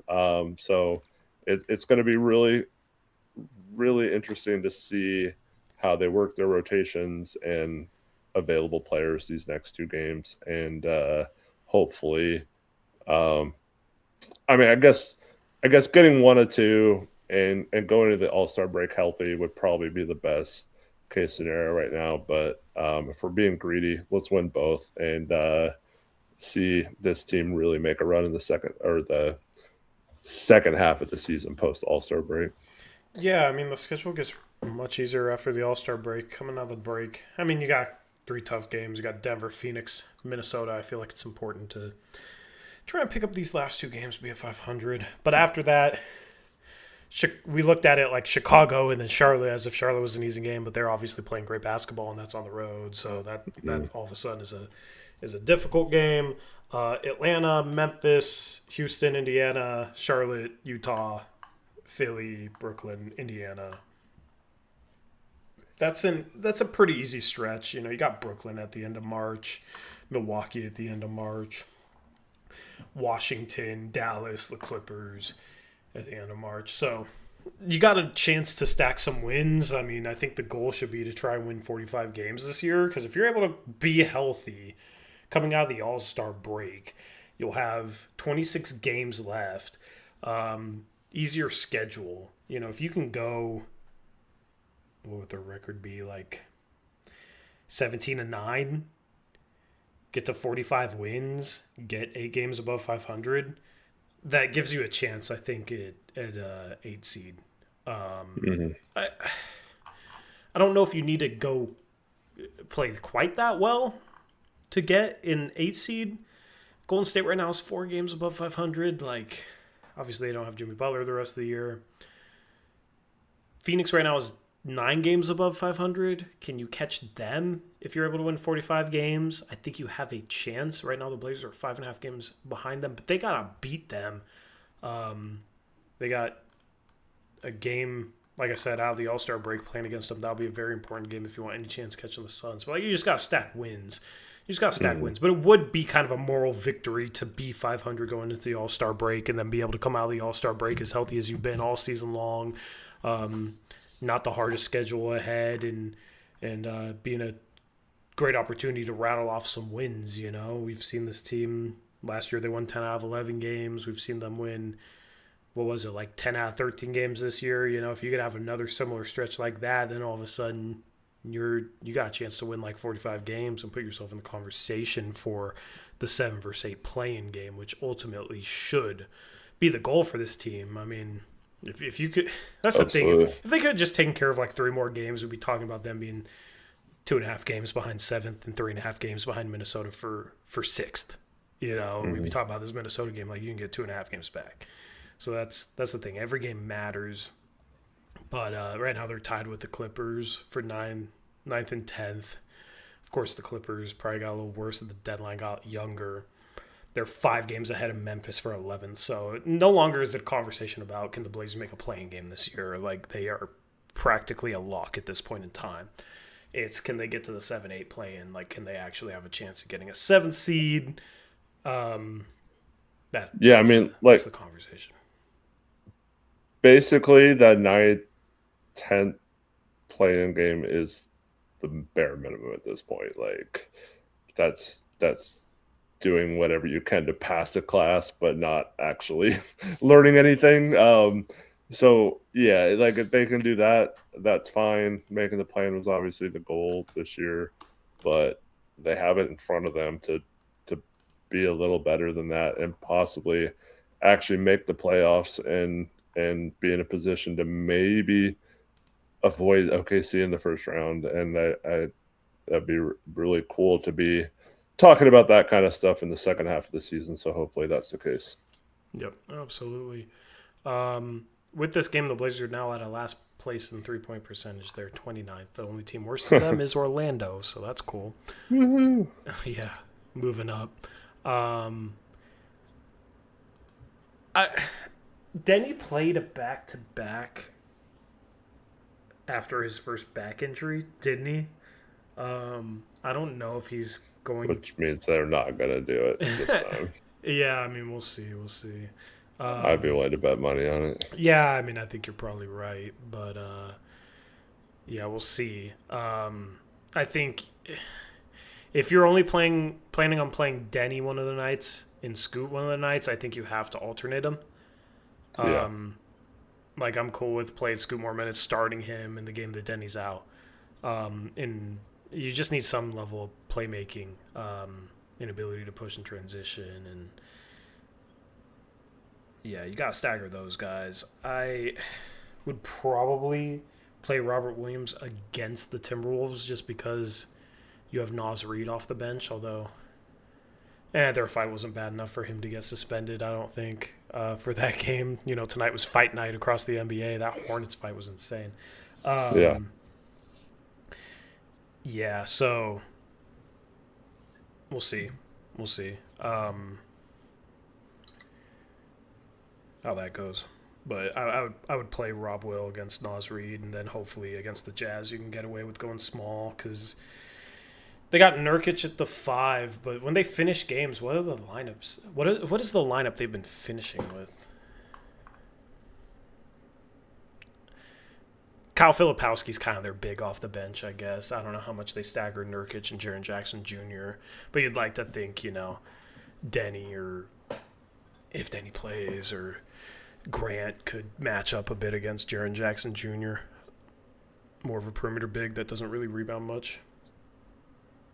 Yep. So I think you kind of got to play matchups with these guys that only play one of the two back-to-backs. Mm-hmm. But, yeah, Jaren Jackson Jr. has been solid for them. Isaiah Collier's been putting up some impressive stat lines. Ace Bailey's starting to play well, so it's not a complete pushover. No. They just beat the Heat on the road, so we'll see. Anyway, that's the road ahead. Do you want to talk at all about the relocation stuff that was reported today, like the Bill Oram article? I don't know if you read that. Yeah. Do you want to talk about that, or? Sure, we can talk about it for a minute. All right. So, do you just want to give your thoughts on it first? Or do you want to hear mine? Well, you can give yours. I already know your thoughts, but yeah, you can give yours. So like in the past few days, I've been trying to really educate myself on what's going on here, right? Like, I've always been like, they're not going to relocate. Like acting like there's no chance that they relocate.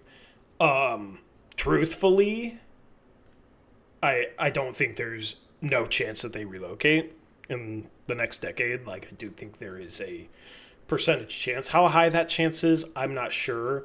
But basically, Tom Dundon is coming in, and he's going to say the right things publicly. He's going to say, I want to keep this team in Portland.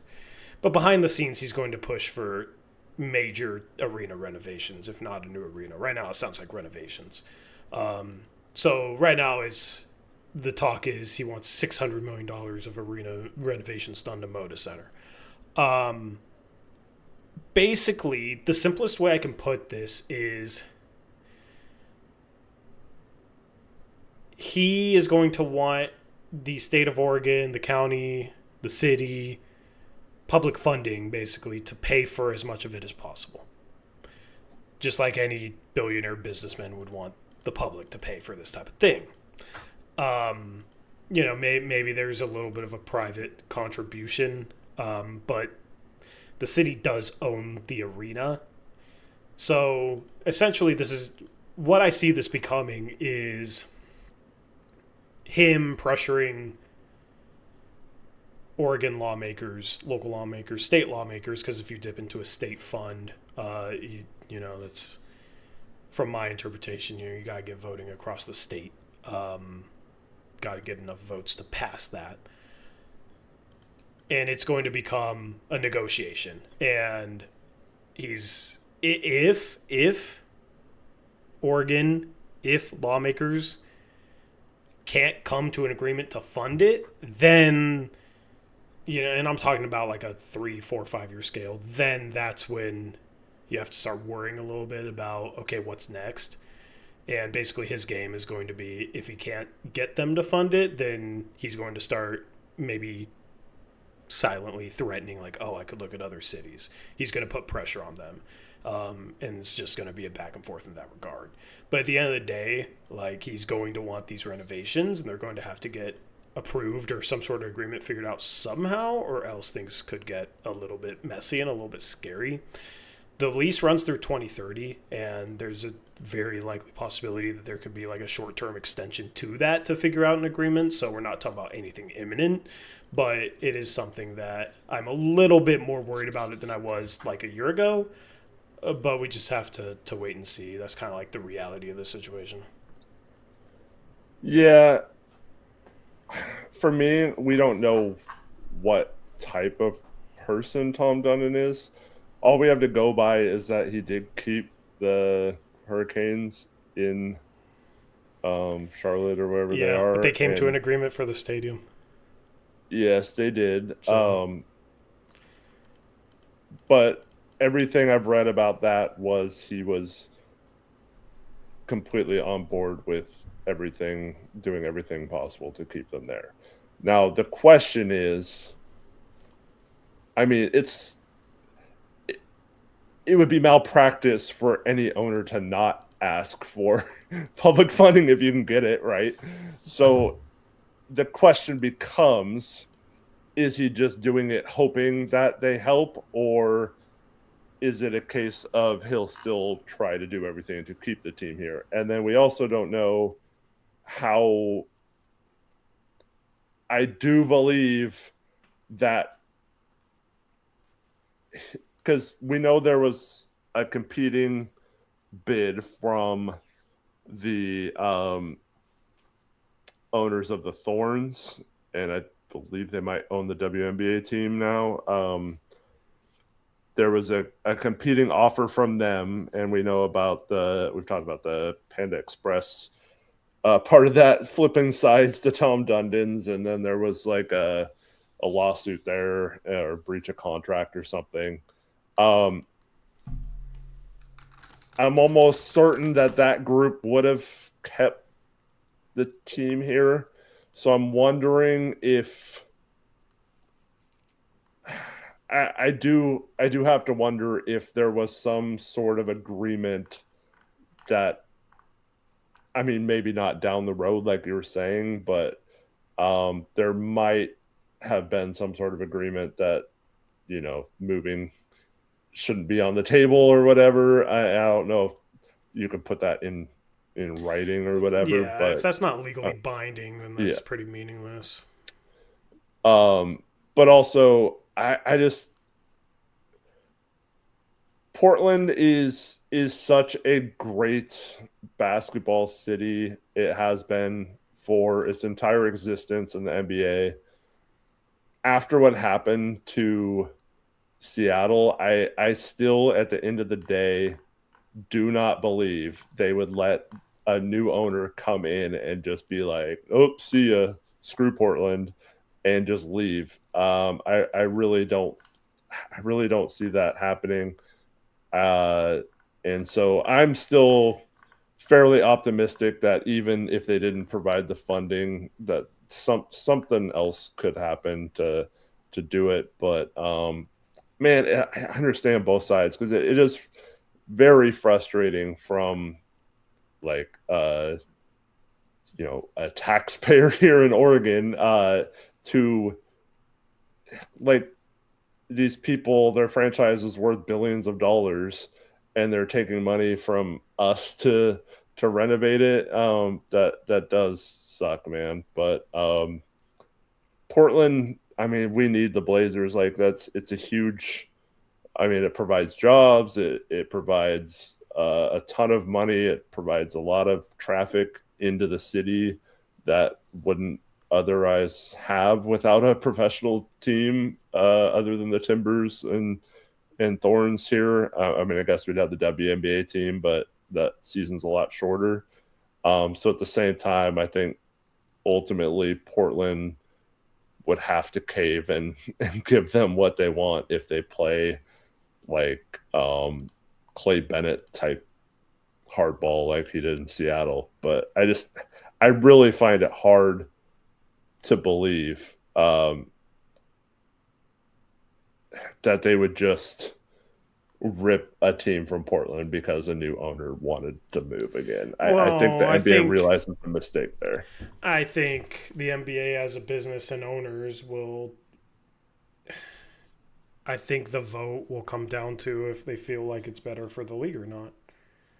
Like, multi-billion and I don't believe dollar... that. Go ahead. I don't believe, if you look at it with how good Portland has been, even though it's a small market, I think doing that again, I think they realized how much that hurt their overall product. Yeah. I'll be back with my rebuttal in a second. Okay. But yeah, as Mute That Bozo says, at what point does this weird little ransom stop? Yeah, I find it hard to believe that the NBA would just allow a team to be like, or a new owner to come in and be like, oh, screw Portland, they didn't give me any money. I'm moving the team. Like, I know it's happened before in the NBA, but I gotta believe they've learned from those experiences and wouldn't do that again. I don't know. Yeah, but I think it comes down to, like, the NBA will want a better arena for Portland. Like, Adam Silver's already said basically like that he thinks they need a new stadium. Yeah. Now, I don't agree with that. Common in Chat says Sports Business Radio says he wants a new stadium or nothing. I hope that's not the case, because if that's the case, then I'm truly worried. If that's his attitude, I'm not really buying that. I think ultimately, like, here's the thing. There's a pathway to the $600 million for renovations. I don't know if there's a pathway to $1.2 billion to fund a new stadium or whatever it costs. Like, that's when I would worry. But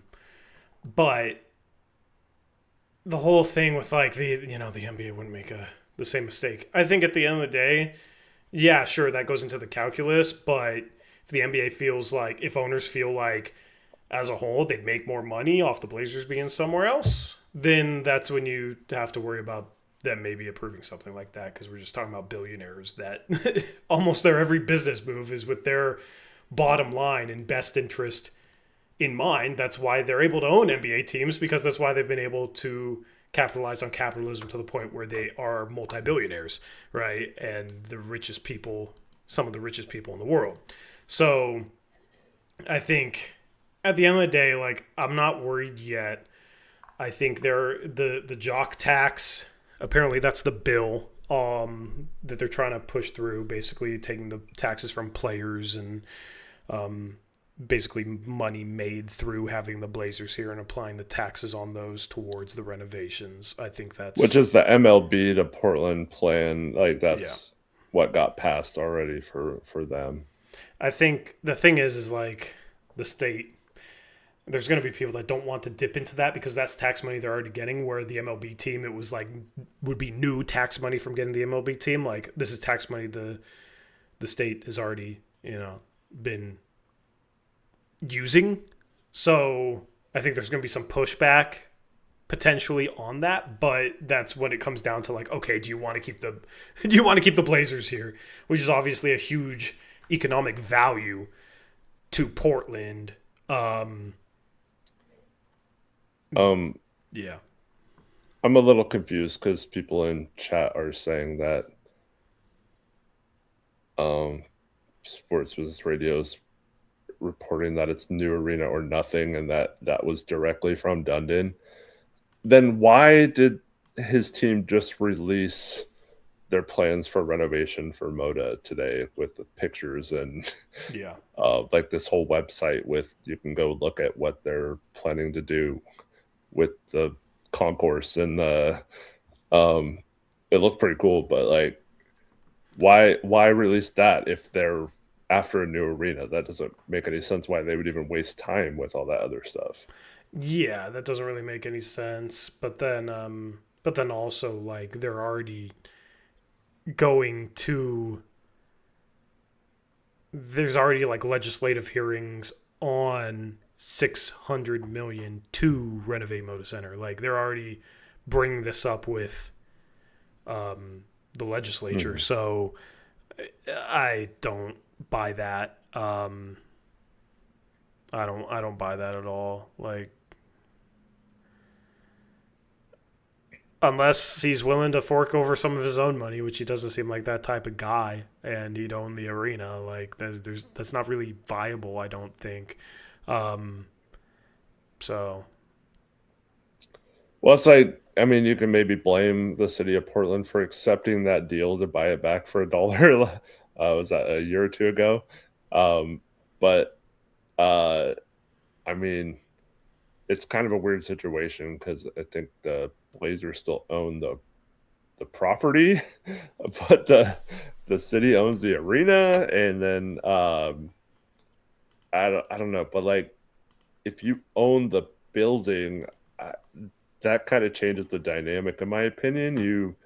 I do feel like it is more in your court to help fund renovations of it if you own it, versus someone else. But I really, yeah. And then with the combination of, like Rip City says in chat, with them pretty much announcing that this summer they're going to talk about or approve expansion to Seattle and Las Vegas. That'd be a good thing for the, I don't know. for the Blazers. Yeah, right. Yeah. But I feel like if there's any talk about how he wants a new stadium or nothing, I feel like that's just strong arming, and the result is meeting in the middle on major renovations to Moda. Like, I feel like that's more so just a position to take.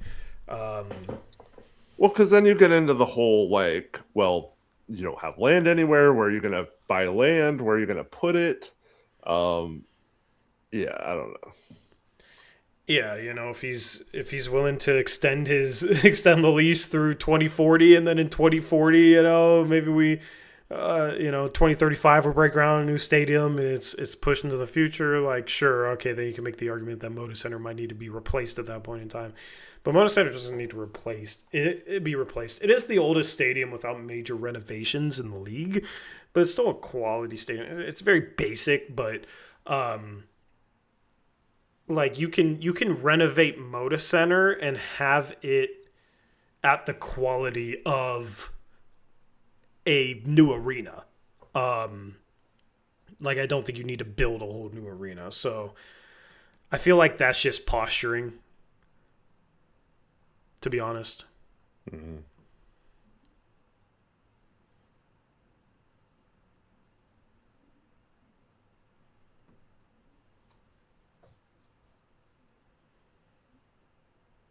But yeah.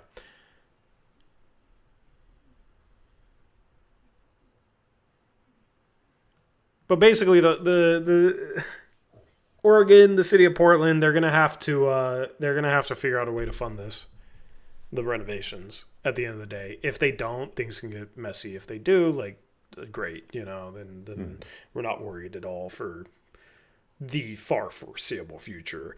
But I do feel like it's going to be a battle, and it's going to get to a point where there's articles like we saw today, like I feel like the Blazers' good is gone, which I feel like that article is more so just an article to put pressure on Oregon State lawmakers more than anything. Like, if anything, that article might be good to put some pressure on lawmakers to fund what they're ultimately going to have to fund. Like, I think that was a bit sensationalist and a bit over the top. But I think some of the core points in that were correct. Like, they're going to have to fund these renovations. If they do, nothing to worry about. If they don't, then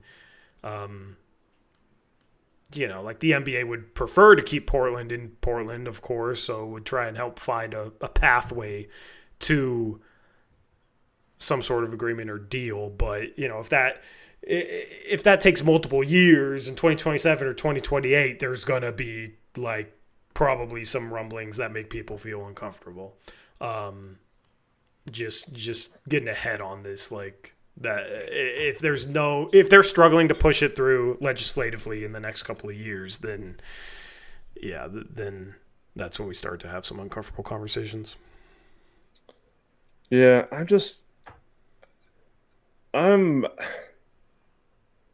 people might call me names for this, but I'm sick of these billion-dollar owners getting funding, but then they get 100% of anything moving forward after getting the funding. Like, why isn't there some sort of compromise? Like, it doesn't even have to be the full amount, but like 1% of parking or something goes back to fund this money we're going to give you eventually.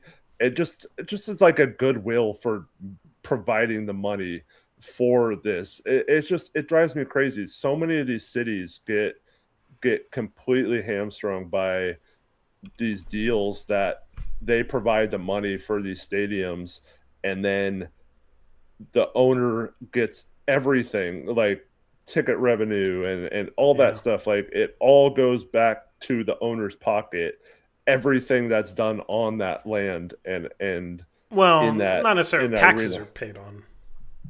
Taxes are paid on a lot of this stuff.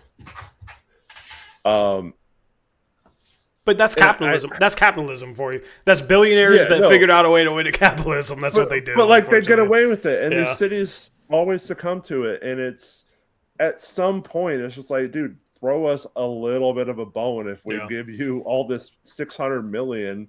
Like, give us a little bit of goodwill back to the city. Like, you don't want to come in here if you're Tom Dunnan, and I mean, we all know that Portland's a very liberal-leaning city.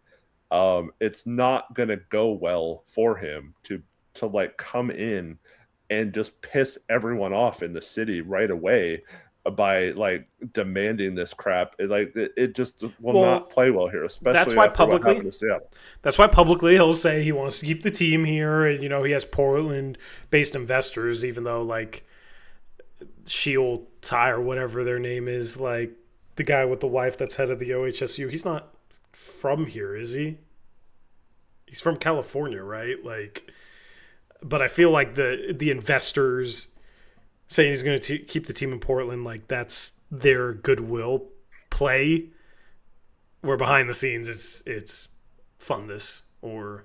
But we don't know that for sure. That's just a guess. I mean, like he could want to keep it in Portland no matter what happens. I mean, I just see a billionaire businessman that is kind of he's been described as ruthless, competitive. Like, he's the billionaire businessman with no ties to Portland. Like, yeah, we can hope, but I feel like it's the more logical conclusion is like he's going to want to increase the value of his asset, and having renovations done to Moda Center will increase ticket sales, increase the value of his franchise, even though they don't own the arena. And that's what these billionaires do. They care about their money and they care about their assets and the valuation of their businesses. And I think it's pretty safe to assume that you shouldn't necessarily take what he says publicly about, oh yeah, I want to keep the team in Portland, just at 100% his word. Maybe he'd prefer that, but yeah, he'd probably prefer that if he got a brand new stadium. Yeah, I'd love to keep the team in Portland if you give me a new stadium. Yeah, I'd love to keep the team in Portland if you renovate Moda Center for me. It feels a little conditional. But we also don't know that for sure. Like, this could just be him wanting to firmly exhaust that option before making any sort of rash decision. Or like maybe it also could just be he's used to all these cities giving him what he wants. Like, so he just thinks he's going to come in and get what he wants. Like, he's not thinking, oh, I'm going to leave. I think maybe he's just thinking, oh, this is how it's done to put pressure on these cities and they'll give me what I want eventually. Yeah, no, well, that's the play. That's his play.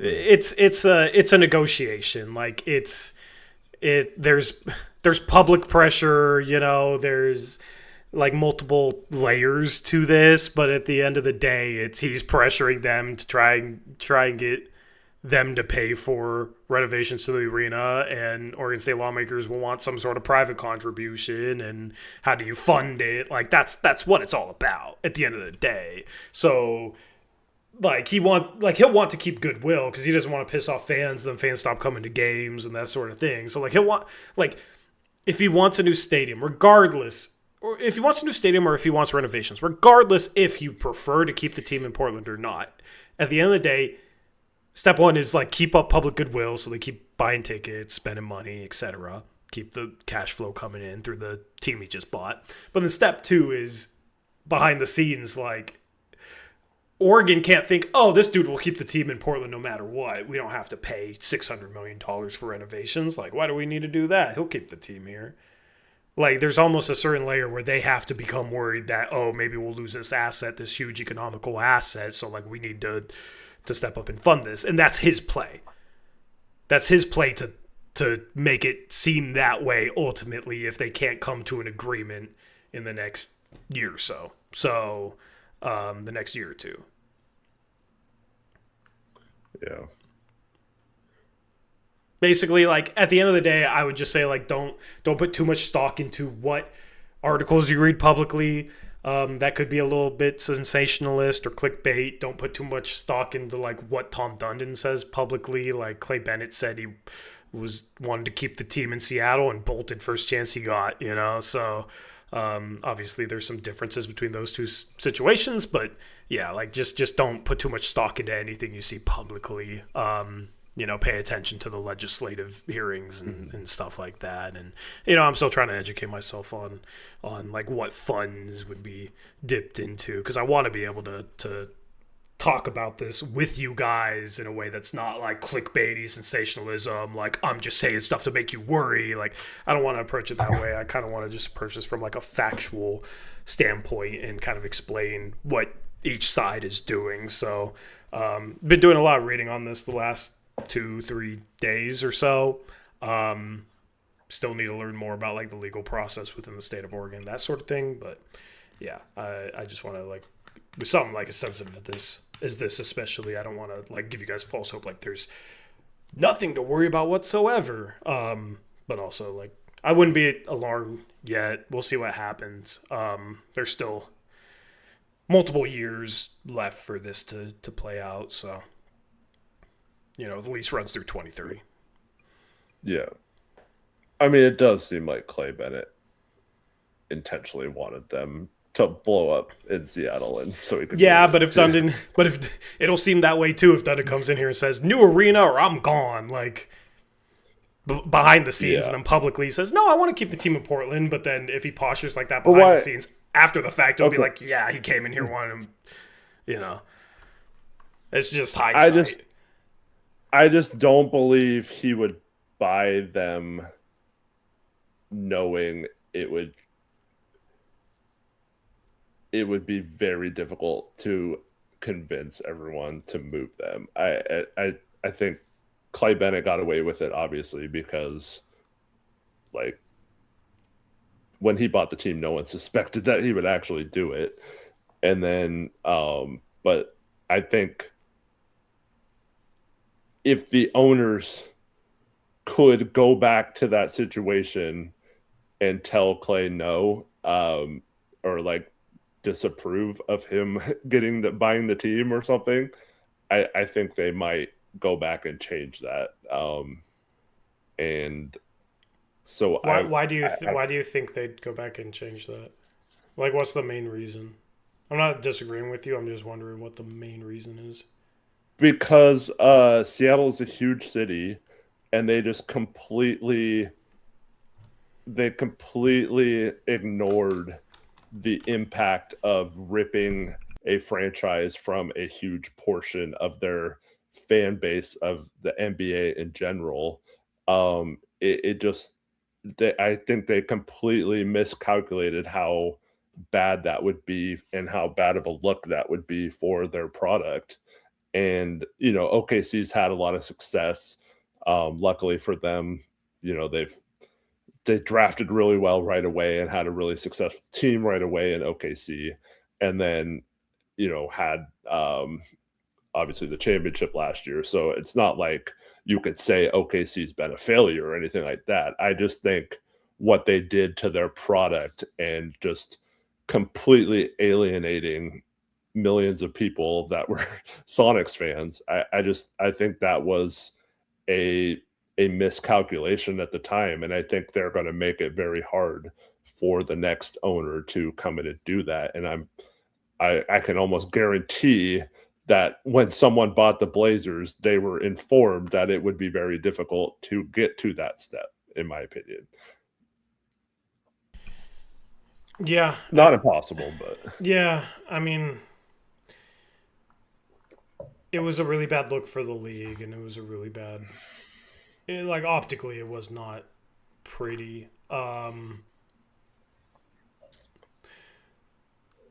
Especially because there was a guy that came in, bought him, and like immediately tried to move him. I think, with a guy like Dundon, it'll if it ever played out in a negative way, or like if Dundon ever tried to move him, it would be like, oh, I tried to get funding for major renovations. This is the oldest stadium in the league without a major renovation. I tried to get funding for major renovations, and they didn't want to step up, even though they owned the arena. They didn't want to fund the renovations at all. So like, I have to do this, and that'll be kind of his play, and then it'll be like the pitch to the league would be, moving to city X will be better for the league. We'll make more money. If the league makes more money, owners make more money, right? And that would be like the attempt. Not saying it would work, but I feel like that would be the strategy long term if it ever got that bad. And I could easily counter that by saying it only makes more money for you, not the league necessarily, because there's no city right now that maybe if Vegas and Seattle didn't get teams, obviously those are bigger, probably bigger markets than us, but I could counter two ways. One, Portland has been, despite a small market, has been a revenue generating and a positive city for the NBA. And also, at some point, you have to look the guy in the eye and say, dude, you bought the team knowing the city, knowing the situation, knowing the stadium needed renovation, and to then hold that hostage after you knew it was going to be tough to get funding for it and things like that, then that is that is partly on you, dude. Like, so no, we're not just going to move to another city to make you money when this has been a successful part, and we completely then Sonics might be back by then, so maybe they get some of Seattle back, but to do that to two cities in the Northwest and completely just piss off a whole region knowing all of this when you bought the team. I think at some point you have to be like, dude, figure it out yourself. I don't know. Yeah, but also you have to wonder, like, okay, he buys a team with a lease only through 2030 and with stadium questions. Like, Yeah. it's almost like I mean, it's hard to get a single NBA team, so it's not necessarily like you can pick the situation, but he that's the situation for the team that he bought. So, I don't know. Like, I don't know how ruthless businessman this guy is. I just know to become a billionaire, you kind of got to be at some point. So, for sure. I don't know. Especially like you said, he's not like a real, like he's not a billionaire. Like he's going to be one of the. Yeah. I did search like franchise value in like revenue. What I found, the Blazers the last decade or so ranked 22nd out of 30th. So not the worst, but like kind of 22nd out of 30th, not the best. It is a smaller market. The thing is there any city out there that's better? Like that would become a conversation. Like there's basically, to summarize, there's plenty of hurdles. I'll summarize it this way. Things would have to go wrong to get to the point where then they would be exploring different avenues, and then there would be multiple hurdles to jump through. So like basically it'd have to be a long chain of events to go wrong, but it's not impossible. But also, given that it would be a long chain of events that would have to go wrong, and we're at the start of this is why I'm not, worrying, and I'm not trying to make anybody worry about this thing. This is just kind of like, there's been a lot of talk about this. There's an Oregonian article today about this saying the Blazers are as good as gone. So just wanted to kind of give the lay of the land with this stuff, and obviously we'll touch upon that here or there. So not to make anybody worry or anything. Just in the past, there's no way they're moving. There's some like acting like it's impossible. Unfortunately, it's not impossible. But it's we'll see. Like, pay attention to the legislative stuff right now is what I'd say. And pay attention to how things go down here. Pay attention to reporting that's like factual reporting, not what the Oregonian put out today. I mean, you read that, pay attention to it, but also take the pressure with a grain of salt. That was almost like it was written by Dundon himself, trying to put pressure on lawmakers in the state of Oregon. That Oregonian article that I'm talking about by Bill Oram, or however you say his name. So, yeah, that's his name. Wouldn't it also affect the WNBA team, since we just added the fire? I mean, WNBA teams are in places without NBA teams, if they were talking about. But like the arena renovations, they're bringing the women's Final Four to Portland in 2030. So basically they're talking about there needs to be some sort of renovations for that. Like, obviously renovating the stadium has more to do with just the Blazers for the state of Oregon, and that's kind of the pitch. Is that it's more than just the Blazers. But it would be good news for the Blazers if they expand to Las Vegas and Seattle this summer. I'm rooting hard for expansion. That'd be a lot of fun, and that'd be awesome. Yeah. So, yeah, we'll see. I was planning on talking about this tonight, and then this was such a good game. Like, I don't want to make anybody worried, but we got through this game pretty quick, so just wanted to lay the land. But yeah. Anyway, terrific game tonight from your Portland Trailblazers. Fun to hear Dame talk in the interview. And then hopefully, I cringe watching Deni fall. I want him to play All-Star Sunday. It's not like that has that great of a risk of re-injury, but I'd love for, Klingen's team to win and then play. Well, that's how they're doing it, right? Whoever wins the Rising Stars is like the fourth team for the All-Star. That's what they did last year. I'm not sure how that changed this year with the World. Chat, let me know, because isn't it like 3 teams? I don't think it works that way this year. I think it's 3 teams, and they each play each other, and then the top 2 play in like a final game. Yeah, something like that. That's how I believe it works.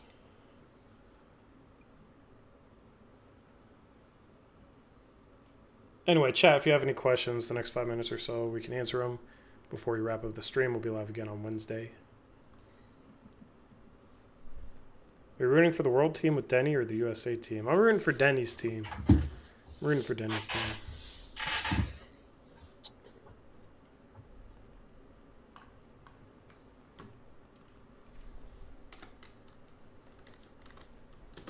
I might just let you know I might be late for both the next two post-game shows. Got kids basketball games both nights. Well, Thursday I'll probably be late. Yeah. Actually, no. Thursday starts at 6. Yeah. I mean, that's fine. Yeah, Thursday we'll probably go live at like 15 or 30 minutes after, like 9, and then Wednesday we'll go live right away after the Blazers take on the Timberwolves. And then the All-Star break's here. I kind of need the All-Star break. As fun as this game was and this 3-game winning streak has been, I kind of could use a week to refresh. We've had a lot of nice 3-day breaks, though, in between games. Yeah. I just my life's just crazy. So I need some time to chill out a little bit. So looking forward to the All-Star break. And looking forward to Friday, Saturday, and Sunday night. Got a full All-Star weekend, so yeah.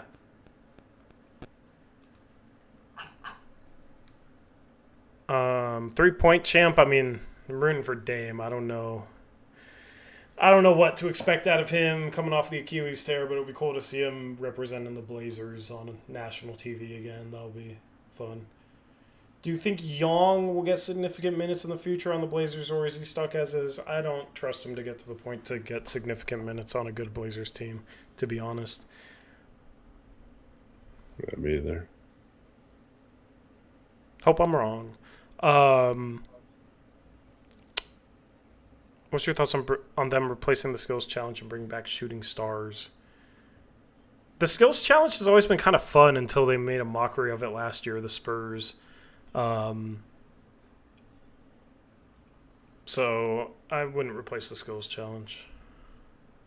The shooting stars was cool, though. It'd be fun to do something with like a legend from each team.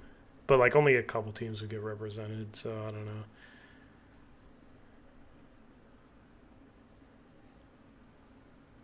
Do y'all think Chris will be back after the All-Star break? I don't know. I forget he even exists, to be honest. Yeah. Oh. Well, I hope everyone has a good night. Thanks everyone for watching. Can't wait to watch the Blazers play the Wolves on Wednesday. Yeah, hopefully they can beat the Wolves, man. Because then you go into Utah. Well, yeah, just win one of these final 2 games. Like I said, I want them to go 4-1 to end the All-Star break. They're already 3-0, so now you just got to beat the Jazz. Or you beat the Timberwolves and you're 4-0, maybe you can go 5-0, you know? It's good to get some momentum before the All-Star break. Good to see some players return. Good to see Scoot back out on the floor, man. We've been waiting for forever just to see him don a Blazer uniform. So, yeah, looking forward to all that. Appreciate you guys tuning in for the post-game show. Hit the like. Subscribe if you're new. And we'll be live again on Wednesday and Thursday before the All-Star break. Appreciate y'all. Have a good rest of your night. We'll catch you next time. Until then, as always, peace out. Go Blazers.